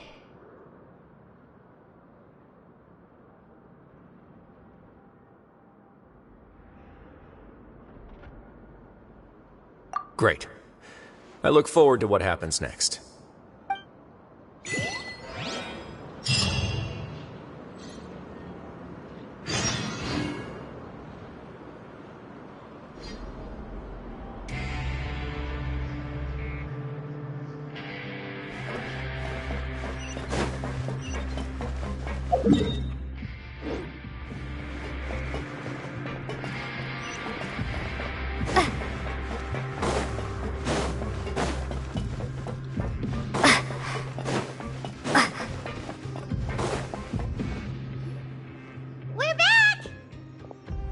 Welcome back. Do you want a cup of tea? How can you be so much like Wriothesley, always drinking tea? Huh. Actually, now that you mention it, I just remembered something now. While I was sedated, I could still barely hear 2 people talking next to me. They were discussing everything, from the leaves to the water and even the teacups themselves. Must have been Wriothesley and Sigewinne. Yeah, I heard 1 male voice and 1 female, so it should have been the 2 of them. They really were just talking about brewing tea. I really can't make sense of this place. So, Traveler, Paimon, were you able to learn anything from Wriothesley? Yeah, he explained everything. Very well. Then, would you mind checking your answers against my speculations?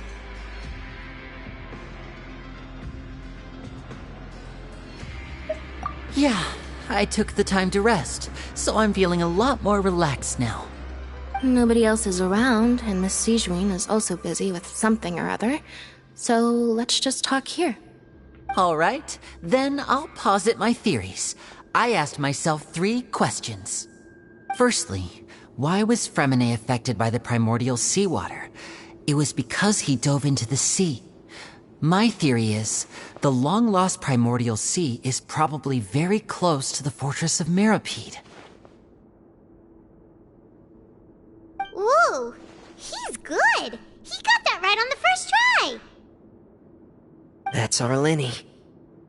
Secondly, Wriothesley's attitude changed dramatically during the course of our stay here.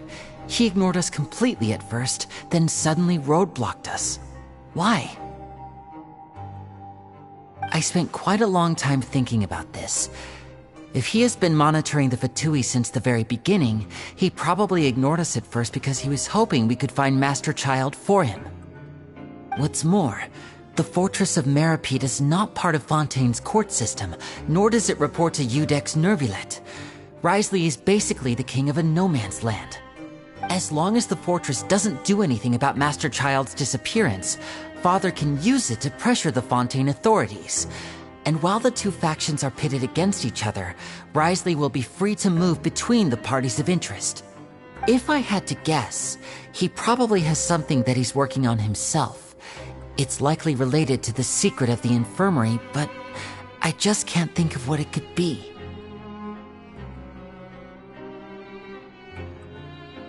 You're super smart! Thanks so much.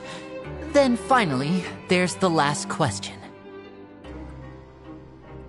If Wriothesley does have a plan, what could it be? All I know for now is that his plan probably has something to do with the changing nature of the seawater. He's even gotten Cloran to help him out. That can't be the full extent of what he's doing. There's probably a secret passageway behind the block in the infirmary, and there's something big in the fortress that most people here never get to see. He has a bargaining chip, and it could be important enough for Father to deal with him directly. I don't have enough information, so I have no idea what his chip might be. But let me guess. You have the last piece of the puzzle.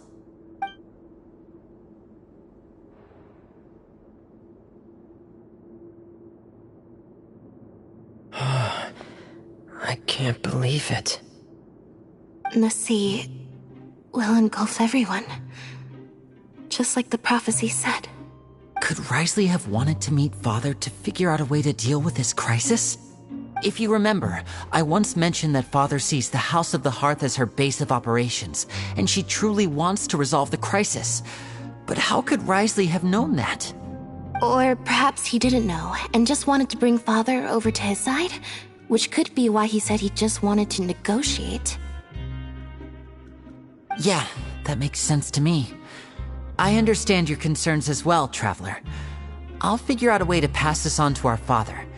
No matter what, we're on your side. The 2 of you have already aided us far too much. We probably wouldn't be standing here right now if not for you. If you ever need anything else going forward, please come to the House of the Hearth at any time. Though you may not share the sentiment, after all that we've gone through together, the 3 of us basically see you as family now. You have my gratitude. Thank you for protecting Lenny when it really mattered. And thank you for sharing the secrets of the fortress with us. We didn't think you were going to do it. Why are you being so formal all of a sudden? Given your strength, you might not need our help at all. But if you are ever in danger, we will try our best to protect you. Aww, the sound of that makes Paimon feel all warm and safe inside.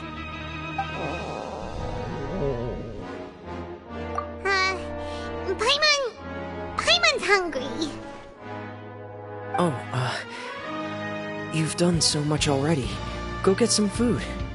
Alright, then we'll catch you guys another time.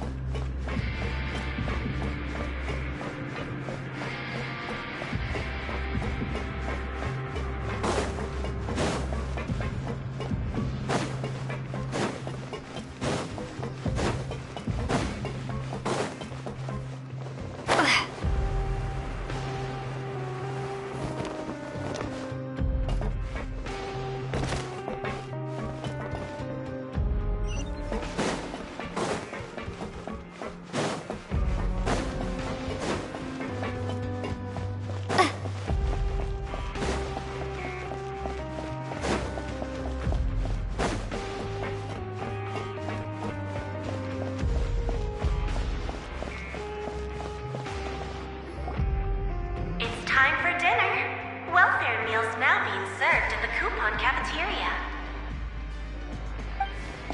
Come on, let's go pick up ours as well. Traveler and Paimon, over here. Are you here for dinner too, Miss Sijwin? And I'm taking the opportunity to prepare Miss Cloran's dinner as well. Huh. You're right. She's actually sitting in the fortress cafeteria. What would you like to eat?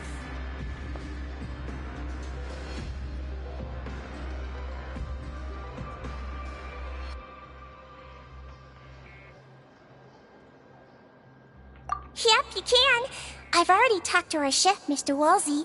It's all on me today, so you can get whatever you'd like. Me too! Don't forget Paimon! No problem. Just leave it to me.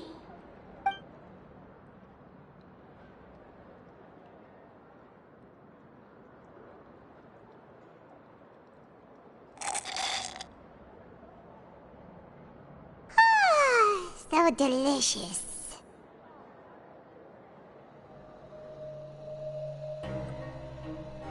Is this how it feels to be freeloaders?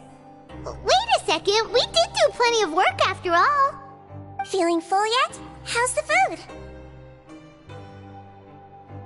Delicious.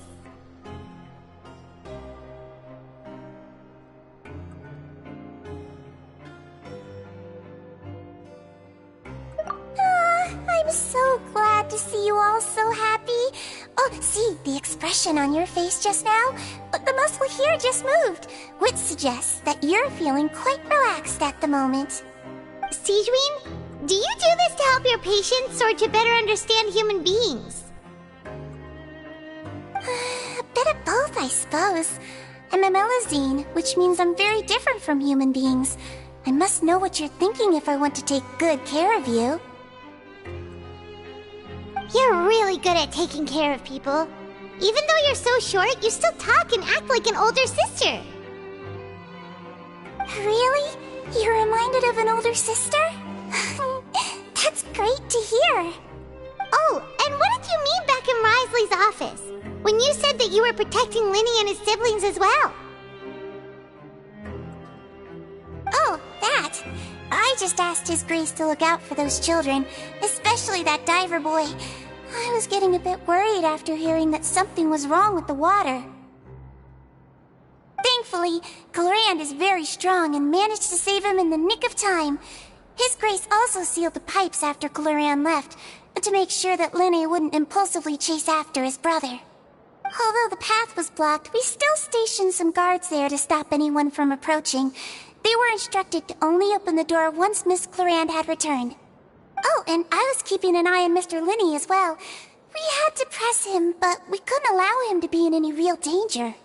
You were all super considerate and really thought everything through.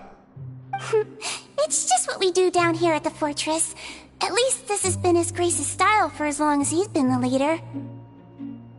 Oh, I really wish Monsieur Nervuli would come down here more often too. I feel like he'd like it here, with all the darkness and chaos.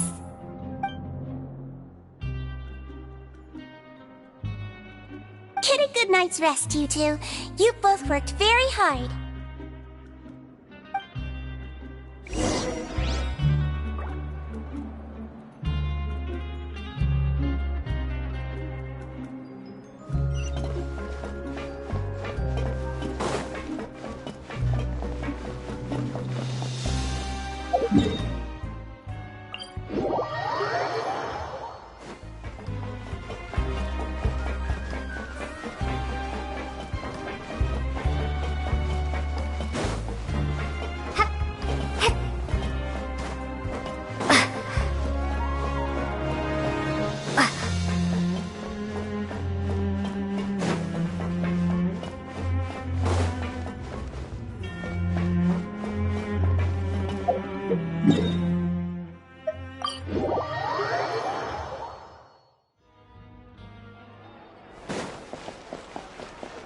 Ad Astra.